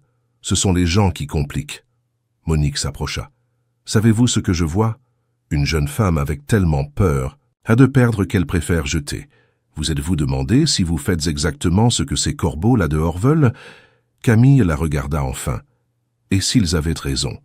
Et si je n'étais vraiment pas assez bien pour... Qui? Pour des gens qui n'importent pas ?» Monique prit les mains de Camille, ignorant la peinture. « Ou assez bien pour l'homme qui vous aime. » C'est beaucoup de pression, Monique. Le monde entier qui regarde, qui juge. Alors arrêtez de vivre pour le monde et commencez à vivre pour vous deux. La gouvernante adoucit le ton. « Mademoiselle, Camille, j'ai vu Monsieur François avec Madame Élise. C'était un bel amour, oui, mais ce que je vois maintenant, c'est différent. C'est l'amour de gens qui connaissent sa valeur, qui ont lutté pour l'avoir. Ne jetez pas ça par peur. » Camille commença à pleurer. Des larmes d'épuisement, de peur, de nostalgie de l'homme qui était dans la même maison, mais semblait si loin. « Allez-y, » ordonna gentiment Monique. « Allez parler à votre mari. » Camille descendit les escaliers, lentement, le cœur battant. Elle trouva François dans son bureau, des papiers éparpillés sur la table, le visage marqué par des nuits mal dormies. « Salut » dit-elle depuis la porte. Il leva les yeux, et l'espoir brut qu'elle y vit la brisa. « Salut. Je suis désolé. » Les mots sortirent en torrent. De m'être éloigné, d'avoir laissé la peur gagner, Mais François était déjà debout, traversant la pièce, la tirant dans ses bras. « Non. C'est moi qui suis désolé. J'ai forcé l'exposition, je n'ai pas pensé à ce que ce serait pour toi. Tu me défendais. Mais à quel prix ?» Il prit son visage entre ses mains. « Camille, si cela te détruit, nous pouvons arrêter. Vendre tout, disparaître, recommencer où personne ne nous connaît. Fuir? Vivre, juste nous deux, sans public, sans jugement. » Camille l'étudia, cet homme qui offrait d'abandonner, tout pour elle. « Et ton entreprise? Tes projets? L'héritage d'Élise? Rien de tout cela ne vaut la peine sans toi. » La simplicité de la déclaration la brisa. Camille l'embrassa, pas le baiser doux de découverte, mais quelque chose de désespéré, d'affamé, plein de peur et d'amour et de besoin. « Je ne veux pas fuir, » dit-elle quand ils se séparèrent, tous deux à bout de souffle. « Je veux vivre notre vie ici, maintenant, malgré tout. Mais... » Elle respira profondément. « Mais j'ai besoin de quelques jours, loin d'ici, loin de la pression. Pour réfléchir, pour être sûre. » Elle vit la peur passer dans ses yeux. « Tu me quittes? Non, jamais. » Elle prit son visage comme il tenait le sien. « J'ai juste besoin d'espace pour traiter tout cela. Je reviendrai, je promets. Je reviendrai vers toi. » François l'étudia longuement, puis acquiesça. « Où vas-tu? »« Bordeaux. Pauline a une maison. Là-bas, elle a offert un refuge. » Camille essaya de sourire. « Je vais emporter du matériel de peinture. Peut-être que les montagnes m'aideront à voir plus clairement. » Combien de temps? 1 semaine. Peut-être moins si... Si le manque est trop fort, elle ne le dit pas, mais il comprit. « Tu me manqueras chaque seconde, » avoua-t-il. « À moi aussi. Un autre baiser, plus doux. Mais je reviendrai. Et quand je reviendrai, je veux construire notre vie pour de vrai, sans peur, sans réserve. »« Je t'attendrai, » promit François. Camille partit le lendemain, la voiture chargée de toiles et de peintures. François la regarda partir depuis la fenêtre, le cœur serré, mais confiant. Monique avait raison. Leur amour était de ceux qui connaissent leur valeur. La maison à Bordeaux était parfaite, isolée, silencieuse, avec vue sur des collines qui semblaient toucher le ciel. Camille s'installa, transformant la véranda en atelier improvisé. Les premiers jours furent difficiles. Sans la présence constante de François, la réalité de ce qu'ils affrontaient semblait encore plus effrayante. Mais peu à peu, entre coups de pinceau et promenades solitaires, Camille commença à trouver la clarté. Elle peignit obsessionnellement, non plus les toiles sombres des derniers jours, mais des explosions de couleurs qui racontaient son histoire. La petite orpheline, la mariée réticente, la femme découvrant l'amour. Chaque toile était une confession, une acceptation, un choix. Le 4e jour, Pauline apparut avec des courses et des embrassades. « Comment vas-tu » demanda la cousine, évaluant les cernes de Camille. « Je découvre qui je suis quand je ne réagis pas au monde. » Elles passèrent l'après-midi à discuter, Pauline écoutant tandis que Camille déversait peurs et espoirs. « Tu sais ce que je pense ?» dit finalement Pauline. « Tu as passé ta vie à survivre, acceptant des miettes d'affection, te contentant de moins. Maintenant tu as la chance de vivre vraiment, avec quelqu'un qui t'aime entièrement, et cela te terrifie. » « C'est terrifiant, » admit Camille. « Et si je le décevais? Et si je n'étais pas suffisante? Et si tu l'étais? Et si tu étais exactement ce dont il a besoin? » Pauline prit ses mains. « Camille, tu mérites d'être aimée. Tu mérites d'être heureuse. Arrête de chercher des raisons de fuir et commence à chercher des raisons de rester. » Cette nuit-là, Camille relut le journal d'Élise. Cette fois, elle ne cherchait pas des comparaisons, mais de la compréhension. Et elle la trouva dans une entrée au milieu. « J'aime François pour de nombreuses raisons, mais principalement pour ceci. Il me voit entière. Pas la version éditée que je montre au monde, mais la vraie femme, avec des peurs et des défauts, et des mauvais jours. Et pourtant, il choisit de rester. Si ce n'est pas un miracle, je ne sais pas ce que c'est. » Camille prit son téléphone, tapa un message. Merci de me voir entière, même quand je n'y arrive pas moi-même. La réponse vint quelques secondes plus tard, toujours, dans toutes les versions, à tous les moments. Le 6e jour, Camille se réveilla en sachant. La clarté vint avec l'aube, simple, indubitable. Elle aimait François, il l'aimait. Le reste n'était que bruit. Elle passa la journée à ranger ses affaires, impatiente de rentrer. Au coucher du soleil, elle chargeait la voiture quand le téléphone sonna. « François, tu n'avais pas besoin d'appeler, répondit-elle en souriant. Je rentre demain matin. Camille, sa voix était étrange, tendue. J'ai besoin que tu m'écoutes calmement. Le sourire mourut. Que s'est-il passé? Ton oncle, Gérard, pose lourde. Il a donné une interview à un magazine. Il a raconté des choses, en a déformé d'autres. C'est moche. Camille sentit ses jambes faiblir. Quel genre de choses? Sur tes parents, sur les années chez lui, il t'a dépeinte comme... François luttait visiblement avec les mots. Comme calculatrice depuis l'enfance. Il a dit que tu avais tout planifié, que tu m'avais séduit. Arrête. Camille n'arrivait pas à respirer. Pourquoi ferait-il ça? L'argent, probablement. Vengeance pour les avoir coupés après le mariage. François soupira. Camille, ne rentre pas maintenant. La presse est en ébullition. Attends que ça se calme. Non. La colère remplaça le choc. Je ne vais pas me cacher. Il veut la guerre, il l'aura. Camille.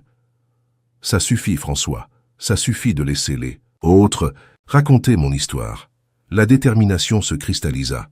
Je rentre ce soir même, et cette fois c'est moi qui vais parler. Tu es sûr? Absolument. Mais elle respira profondément. J'aurai besoin de toi, de ton soutien, de ta force. Toujours, promit-il. Toujours.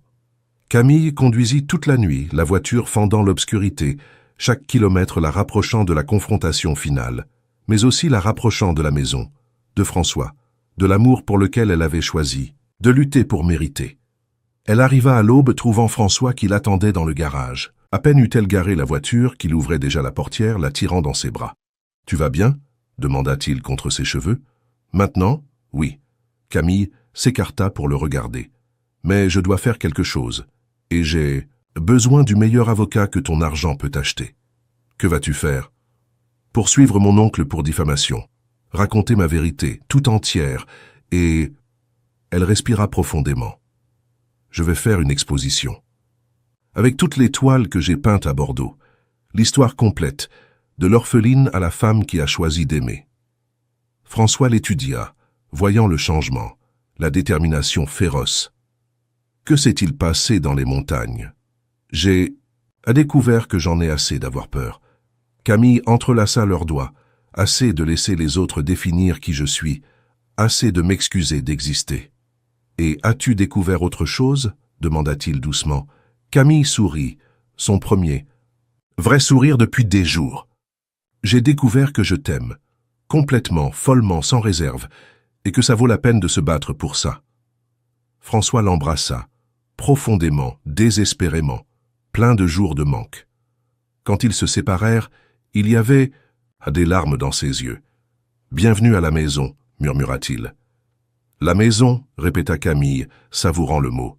« Oui, je crois que c'est finalement ça, ici. La maison. » Ils montèrent main dans la main, le nouveau jour se levant sur Paris. La bataille n'était pas gagnée, il y avait encore l'interview de l'oncle à affronter, l'exposition à organiser, des vies à reconstruire. Mais Camille n'était plus seule. Elle avait François, elle avait Monique, elle avait son art. Elle avait la force qui vient de savoir qui on est et ce qu'on veut. Dans l'atelier, les toiles de Bordeaux attendaient, témoins silencieux d'une transformation. Camille passa ses doigts sur la surface de l'une d'elles, se souvenant du moment de création. « Elles sont puissantes », observa François derrière elle, « douloureuses et belles. Comme la vie, acquiesça Camille, comme notre amour. » Ils restèrent là, observant, les peintures tandis que la ville s'éveillait. Quelque part, la machine à potins continuait de tourner, mais là, dans cet espace sacré de création et d'amour, rien de tout cela n'importait. « Prête pour la guerre ?» demanda François. Camille se retourna, voyant non pas l'homme d'affaires puissant, mais l'homme qu'elle aimait. son partenaire, son port, son choix. Avec toi, elle sourit, prête pour n'importe quoi. Et elle l'était, parce qu'elle avait appris la vérité la plus importante. L'amour n'était pas l'absence de peur. C'était choisir de rester malgré elle. C'était construire quelque chose de beau avec les morceaux de ce qui avait été brisé. C'était transformer un contrat froid en la plus chaude des passions. Leur histoire était loin de la fin. Ilya aurait encore des batailles, des jugements, des jours difficiles. Mais il y aurait aussi des matins dorés, des nuits de passion, une vie entière de choix renouvelés. Camille Dufresne, non plus Dubois, non plus orpheline, non plus victime, était prête à écrire les prochains chapitres, avec de la peinture, avec du courage, avec de l'amour. À ses côtés, François souriait, lui aussi renaissant, lui aussi transformé par l'improbable miracle d'un mariage qui avait commencé comme une sentence et était devenu un salut. Paris témoignait d'une autre histoire d'amour improbable, mais celle-ci était la leur, et personne ne pourrait leur enlever ça. La Galerie Rouge n'avait jamais vu une file d'attente comme celle-là. 2 heures avant l'ouverture officielle, les gens s'agglutinaient déjà rue de Rivoli, curieux de voir l'exposition qui avait divisé Paris. Portrait d'une transformation, le titre simple que Camille avait choisi, cachait la complexité de ce qui attendait à l'intérieur. Camille observait depuis le 2e étage de la galerie, les mains tremblant légèrement. 43 peintures racontaient son histoire, depuis les premiers traits timides après le mariage, jusqu'aux explosions de couleurs de Bordeaux. C'était son âme exposée, vulnérable au jugement d'une ville qui adorait dévorer les faibles. Nerveuse, François apparut à ses côtés, impeccable dans son costume sombre. Terrifié, admit Camille. Et si personne ne comprend? Et s'ils ne voient que le scandale, pas l'art? Alors c'est leur problème, pas le tien. Il entrelaça leurs doigts. Tu as créé quelque chose d'extraordinaire, Camille. Authentique. Le reste est conséquence. Enfin, la conservatrice Mathilde Lambert faisait les derniers ajustements. Elle s'était battue pour obtenir cette exposition, affrontant la résistance de la direction qui craignait la polémique. Mais quand elle vit les œuvres, il n'y eut plus de discussion. L'art de cette qualité transcendait les scandales. Camille, Mathilde monta précipitamment. La presse est déjà en position. Tu es sûr de l'ordre des questions? Oui. Camille avait planifié chaque détail. D'abord, il parlerait des œuvres, établirait sa crédibilité d'artiste. Seulement après, si nécessaire, aborderait-il le reste. Et concernant ton oncle, demanda soigneusement François. Gérard avait intensifié ses attaques, donnant des interviews de plus en plus cruelles, inventant des histoires sur l'enfance de Camille. Mon avocat s'en est occupé, répondit Camille avec une satisfaction sombre. La notification judiciaire devrait arriver aujourd'hui. Diffamation, calomnie, dommages moraux. Voyons s'il garde la langue aussi déliée quand il devra prouver ses mensonges devant un tribunal. Les portes s'ouvrirent à 19 heures. Camille descendit, sa robe noire simple soulignant la pâleur nerveuse.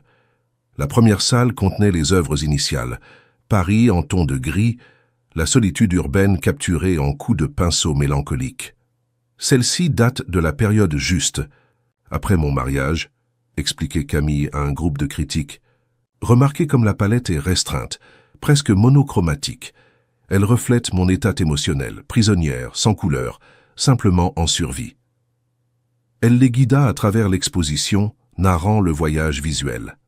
La deuxième salle montrait les premiers changements, des touches de couleur apparaissant timidement, comme des fleurs dans le béton. Ici commence la transformation, de petits moments de beauté brisant la monotonie. La troisième salle était Saint-Malo, explosion de bleu et de vert, la mer rencontrant la montagne, des corps célestes dansant sur des toiles qui pulsaient de vie. La découverte, dit simplement Camille, des couleurs, des possibilités, des sentiments que je croyais morts.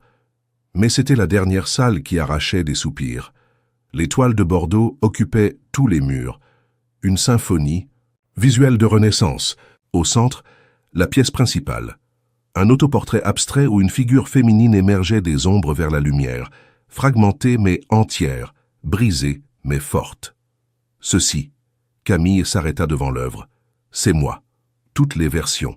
L'orpheline, la survivante, l'artiste, la femme amoureuse. Pas malgré les cicatrices, mais grâce à elle. Le silence qui suivit était révérencieux. Puis commencèrent les questions techniques. Influence, processus, technique. Camille répondit avec une confiance croissante, oubliant les caméras perdues dans la passion de parler d'art. Ce fut seulement à la fin qu'un journaliste connu pour sa mordacité demanda « Madame Dufresne, comment répondez-vous aux accusations de votre oncle concernant une manipulation préméditée ?» Camille s'était préparée à ce moment, avec des faits et la justice. « Mon oncle a reçu aujourd'hui une notification judiciaire pour diffamation, mais plus important, elle fit un geste vers les peintures autour. Je réponds avec mon travail. Chaque toile ici est une vérité transformée en couleur. Qui je suis sur les murs, pas dans des potins malveillants. Mais il affirme avoir des preuves. Qu'il les présente au tribunal, intervint François, la voix tranchante. Sous serment avec des conséquences légales pour parjure, nous verrons combien de ces souvenirs survivront à l'examen juridique. L'exposition fut un succès retentissant. Pas seulement pour le scandale, bien que cela ait attiré les curieux, mais parce que l'art parlait de lui-même. Des critiques respectés écrivirent sur la technique, l'émotion, le voyage visuel d'une artiste découvrant sa voix. 3 œuvres furent vendues la nuit de l'ouverture à des collectionneurs sérieux. Mathilde parlait déjà d'une itinérance, peut-être internationale. Camille était étourdie. En quelques heures, elle était passée de l'épouse trophée à artiste légitime. La célébration à la maison fut intime. Seulement François, Monique et Pauline venues spécialement de Bordeaux. Champagne, rire, le soulagement d'avoir affronté la peur et vaincu. Un toast, proposa François. À Camille Dufresne, qui a transformé la douleur en beauté et prouvé que l'art ne connaît pas de préjugés.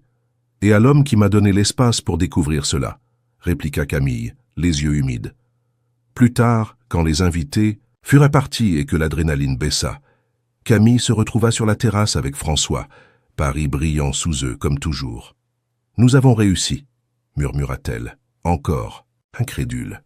« Tu as réussi », corrigea-t-il. « Moi, j'ai juste regardé, émerveillé. » Camille se tourna pour lui faire face. La lumière de la ville créait des ombres sur son visage, soulignant les angles qui lui étaient devenus si chers. « François, il y a quelque chose que je dois te dire. » Il fronça les sourcils devant sa soudaine gravité. « Quoi ? Je ne voulais pas en parler avant l'exposition, au cas où cela perturberait tout. Mais maintenant, elle respira profondément. Je suis enceinte. » Le silence s'étira si longtemps que Camille commença à paniquer. « Je sais. Que nous n'avions pas prévu que c'est tôt, qu'avec toute la situation médiatique. » « Camille ?» Sa voix était rauque. « Tu es sûre ? J'ai fait 3 tests. J'ai vu le médecin hier. » Elle chercha ses yeux. 6 semaines. 6 semaines. François calcula. Saint-Malo ? Probablement. Camille se mordit la lèvre. Tu es... Comment te sens-tu ? En réponse, François l'attira dans ses bras, enfouissant son visage dans son cou. Camille sentit de l'humidité et réalisa qu'il pleurait. François ? Pardonne-moi, c'est juste que... Il s'écarta, le visage mouillé mais radieux. Je pensais que je n'aurais plus jamais ça. Après Élise, après tout, je pensais que ma chance d'être père était passée. Et maintenant ? Maintenant ? Il prit son visage entre ses mains. Maintenant, je pense que tu ne cesses de me faire des cadeaux dont je ne savais pas avoir besoin. Ils s'embrassèrent là, sous les étoiles cachées par la pollution. 2. Cœur débordant de possibilités. Un bébé. Une famille construite sur des choix, pas des obligations. Ce sera compliqué, avertit Camille quand elle reprit son souffle. Avec tout ce qui se passe, laisse-le être compliqué. François posa sa main sur le ventre encore plat de Camille.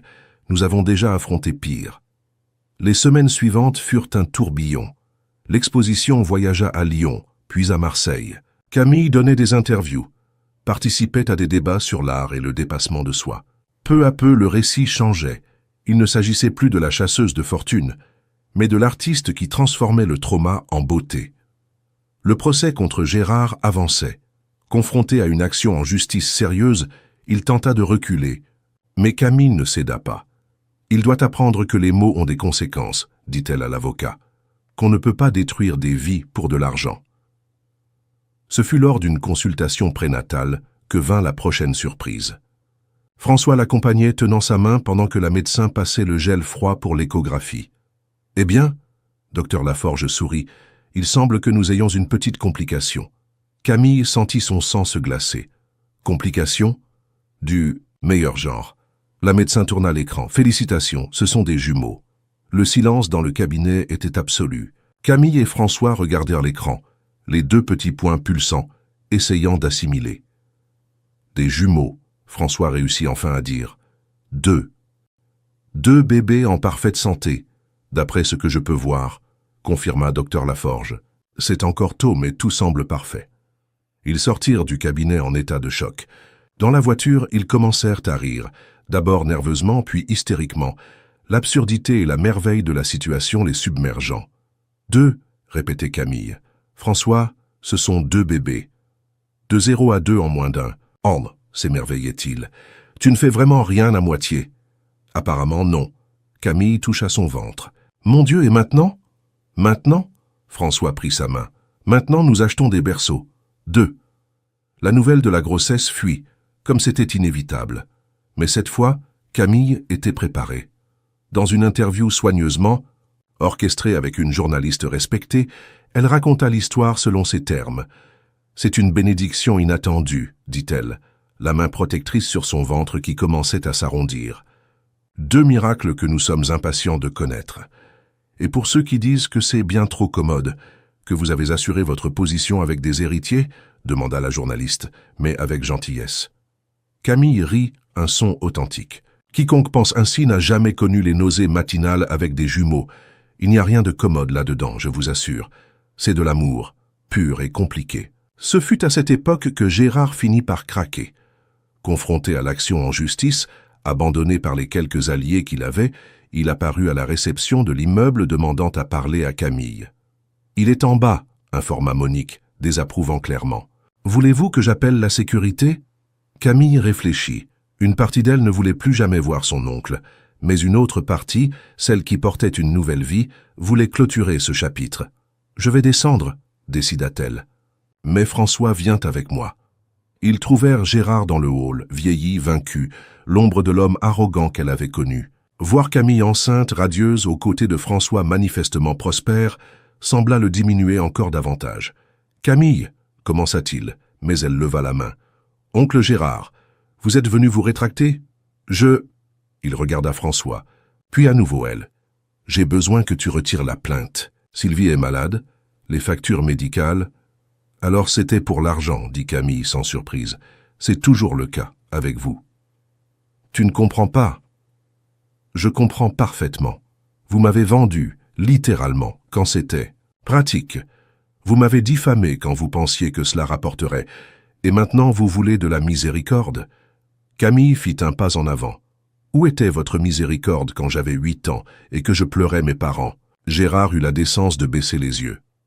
« Je vais faire une proposition, » continua Camille. « Une seule proposition. Vous vous rétractez publiquement. Vous admettez les mensonges, présentez des excuses formelles. En échange, je retire. C'est la plainte et François paie les factures médicales de tante Sylvie. »« Camille, tu n'as pas besoin, » commença François, mais elle le fit taire d'un regard. « Vous acceptez » demanda-t-elle à son oncle. Gérard lutta avec lui-même, l'orgueil combattant le besoin.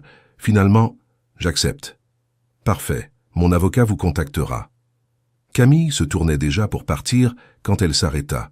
« Vous savez, oncle, j'ai passé des années à penser que je vous devais quelque chose. De la gratitude pour m'avoir accueilli, même sans amour. Mais maintenant je réalise, vous avez volé mon enfance, mon estime de soi, ma capacité à faire confiance. La dette n'a jamais été la mienne. » Sur ces mots, elle remonta vers son foyer, laissant définitivement le passé derrière elle. La rétractation de Gérard fut publiée 1 semaine plus tard, sèche, légale, mais efficace. L'opinion publique, versatile comme toujours, commença à changer. Camille n'était plus la méchante, mais la survivante. François n'était plus le naïf, mais le héros romantique. « Je déteste comment ils ont besoin de nous mettre dans des cases », se plaignit Camille, lisant les derniers titres. « Laisse-les faire », dit François, caressant son ventre maintenant, proéminent. Nous savons qui nous sommes. Les mois passèrent en préparatifs. La chambre des bébés, Monique insistait sur le pluriel, fut décorée avec soin. Camille peignit des fresques sur les murs, des mondes fantastiques où ses enfants pourraient rêver. François acheta des livres sur la paternité, suivit des cours, se transforma en le plus dévoué des futurs pères. Ce fut pendant un de ces moments domestiques, François assemblant le second berceau, tandis que Camille rangeait des vêtements, minuscules, que vint l'appel qui changerait tout. Dufresne, ici Martin Vidal d'ONU Habitat. François fronça les sourcils. Oui, nous avons un projet d'urgence au Kenya, des camps de réfugiés qui ont besoin d'infrastructures urgentes. Votre nom a été recommandé pour votre travail dans les communautés défavorisées en France. Je vous remercie, mais ma femme attend des jumeaux. Ce serait pour 2 ans, avec possibilité d'extension. Nous offrons le logement, une école internationale pour les enfants quand ils naîtront, une structure complète. C'est l'occasion de faire une réelle différence, Dufresne. François regarda Camille, qui avait arrêté de plier les vêtements pour écouter. Je dois en parler avec ma famille. Bien sûr, mais j'ai besoin de la réponse dans 1 semaine. Quand il raccrocha, le silence était pesant. Camille fut la première à parler. C'est important. Des camps de réfugiés, des milliers de personnes vivant dans des conditions inhumaines. François passa la main dans ses cheveux. Mais je ne peux pas te demander. Tu ne demandes pas, je demande. C'est important? Cela pourrait sauver des vies, littéralement. Camille se leva avec difficulté, le ventre lourd. Elle s'approcha, de lui prit son visage. Alors allons-y. Camille, non, les bébés, ta carrière ici. Ils naîtront là-bas. Et l'art existe partout. Elle sourit. De plus, c'est peut-être exactement ce dont nous avons besoin. Distance, but, recommencer. Là où personne ne connaît notre histoire. Tu es sûr? François, tu as renoncé à temps pour moi. Laisse-moi faire cela pour toi, pour nous. Elle caressa son ventre. Quelle meilleure histoire à leur raconter? Que leurs parents sont allés faire la différence dans le monde? François l'enlaça, prudent avec le ventre entre eux. Comment? Ai-je eu tant de chance? Ce n'était pas de la chance, corrigea Camille. C'était un choix, le tien, le mien, le nôtre. La décision créa un tollé. Tout Paris avait une opinion sur la femme enceinte de jumeaux qui partait pour l'Afrique. Certains trouvaient cela fou, d'autres admirables. Camille et François ignorèrent tout le monde, concentrés, sur les préparatifs. Les adieux furent doux amers. Monique pleura comme si elle perdait ses enfants. Pauline vint de Bordeaux pour un dernier câlin. La ville qui avait été le théâtre de tant de douleurs et de transformations serait laissée derrière. Mais ils emportaient les souvenirs, les bons surpassant maintenant les mauvais. Le vol pour Nairobi fut long. Camille, inconfortable avec son ventre de 7 mois, essayait de trouver une position pour dormir. François tenait sa main, tous deux conscients de l'ampleur du changement. « Effrayé ?» demanda-t-il. « Terrifié », admit Camille. « Mais c'est une bonne terreur. D'aventure, pas de fuite. » La maison à Nairobi était modeste mais accueillante. L'hôpital international se trouvait à 20 minutes. Le camp de réfugiés où François travaillerait à 1 heure. Camille installa un atelier dans le jardin, la lumière africaine créant de nouvelles possibilités sur ses toiles. Les jumeaux naquirent par un matin chaud d'octobre. Jules vint en premier, criant son indignation au monde. Sophie suivit quelques minutes plus tard, calme mais alerte. François pleura en tenant ses enfants, Camille épuisée mais radieuse. « Ils sont parfaits », murmura-t-il, « comme leur mère. »« Têtus comme leur père », répliqua-t-elle, remarquant déjà la détermination sur leurs petits visages. La vie à Nairobi avait ses défis. Nuit sans sommeil avec des bébés doubles, la chaleur, le mal du pays occasionnel. Mais elle avait aussi des récompenses inattendues. Camille commença à donner des cours d'art aux enfants réfugiés. François transformait des vies avec de l'eau potable et des logements dignes. « Je n'aurais jamais pensé, » dit Camille un soir, allaitant. Sophie, tandis que François berçait Jules, que ce serait ainsi. Ainsi comment? Épanouie, complète, vivant une vie qui compte. Les enfants grandirent bilingues, à l'aise tant en français qu'en anglais et swahili. Camille documentait tout en peinture. Premier pas sur le sol africain, François, construisant avec des réfugiés, couchers de soleil qui semblaient embraser le monde. 2 ans devinrent 3, puis 4. Le projet s'étendit. François coordonnait maintenant des initiatives dans 3 pays. Camille avait des expositions internationales, son art africain célébré pour capturer la beauté au milieu de l'adversité. « Maman, demanda Jules un jour, à 50, pourquoi sommes-nous venus ici ?» Camille réfléchit à comment expliquer. Parce que parfois, pour trouver sa place dans le monde, il faut quitter l'endroit où l'on a commencé. Et ici, c'est notre place ? Elle regarda autour, François apprenant à Sophie à faire du vélo dans le jardin, les toiles séchant, au soleil africain, la vie qu'ils avaient construite loin des scandales et des jugements. Pour l'instant, oui, notre place est là où nous choisissons de faire notre foyer. Ce soir-là, après que les enfants furent endormis, Camille rejoignit François sur la terrasse, observant les étoiles qu'il ne voyait jamais à Paris. « Des regrets ?» demanda-t-elle, se blottissant contre lui. « Aucun », répondit-il sans hésiter. « Et toi ? Comment le pourrais-je » Camille leva le visage pour un baiser. « Tout m'a mené ici. La douleur, la perte, même ce mariage forcé. Notre début improbable. Qui est devenu notre pour toujours choisi. Ils restèrent là, 2 cœurs qui avaient trouvé la guérison, l'un dans l'autre, observant le ciel africain. Quelque part dans le passé, une jeune femme effrayée signait un contrat matrimonial sans savoir qu'elle signait le début d'une transformation. Quelque part dans le passé, un veuf acceptait un arrangement sans imaginer qu'il retrouverait l'amour. Mais le passé n'était que prologue. Le présent était choix. Et le futur était une toile vierge attendant d'être peinte avec les couleurs qu'il choisirait. « Tu sais, » murmura Camille contre la poitrine de François, « si je pouvais retourner prévenir cette fille terrifiée à l'hôtel, que lui dirais-tu » Elle sourit, pensant à tout ce qu'ils avaient vécu. « Je lui dirais, respire. Ça va faire mal, ça va faire peur, ça va sembler être la fin. Mais ce n'est que le début. Le début de découvrir que l'amour véritable n'est pas l'absence de cicatrices. C'est choisir de construire quelque chose de beau avec quelqu'un qui a aussi les siennes. Et pour le veuf à l'hôtel ?» demanda doucement François. « Je lui dirai, elle va bouleverser toute ta vie. Elle va te sortir de ta zone de confort, te faire tout remettre en question, t'entraîner dans des aventures inimaginables. » Camille fit une pause. « Et chaque seconde en vaudra la peine. » Ils rirent ensemble, le son portant dans la nuit africaine. À l'intérieur, les jumeaux dormaient paisiblement, preuve vivante que des miracles se produisent quand 2 cœurs décident de se guérir mutuellement.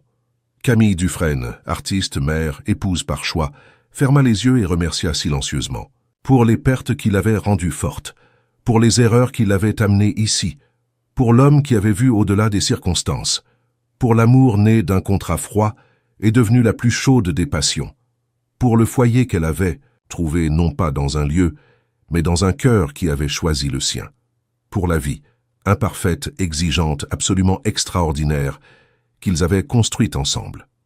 La fin ? Non, juste un autre commencement. Parce que les histoires d'amour véritables ne se terminent pas. Elles se transforment, évoluent, renaissent, chaque jour, comme l'art de Camille, comme le cœur de François, comme l'improbable amour de 2, survivants qui découvrirent qu'ensemble, ils pouvaient faire plus que survivre. Ils pouvaient vivre, ils pouvaient aimer, ils pouvaient créer de la beauté à partir des cendres. Et cela, finalement, était le plus grand miracle de tous.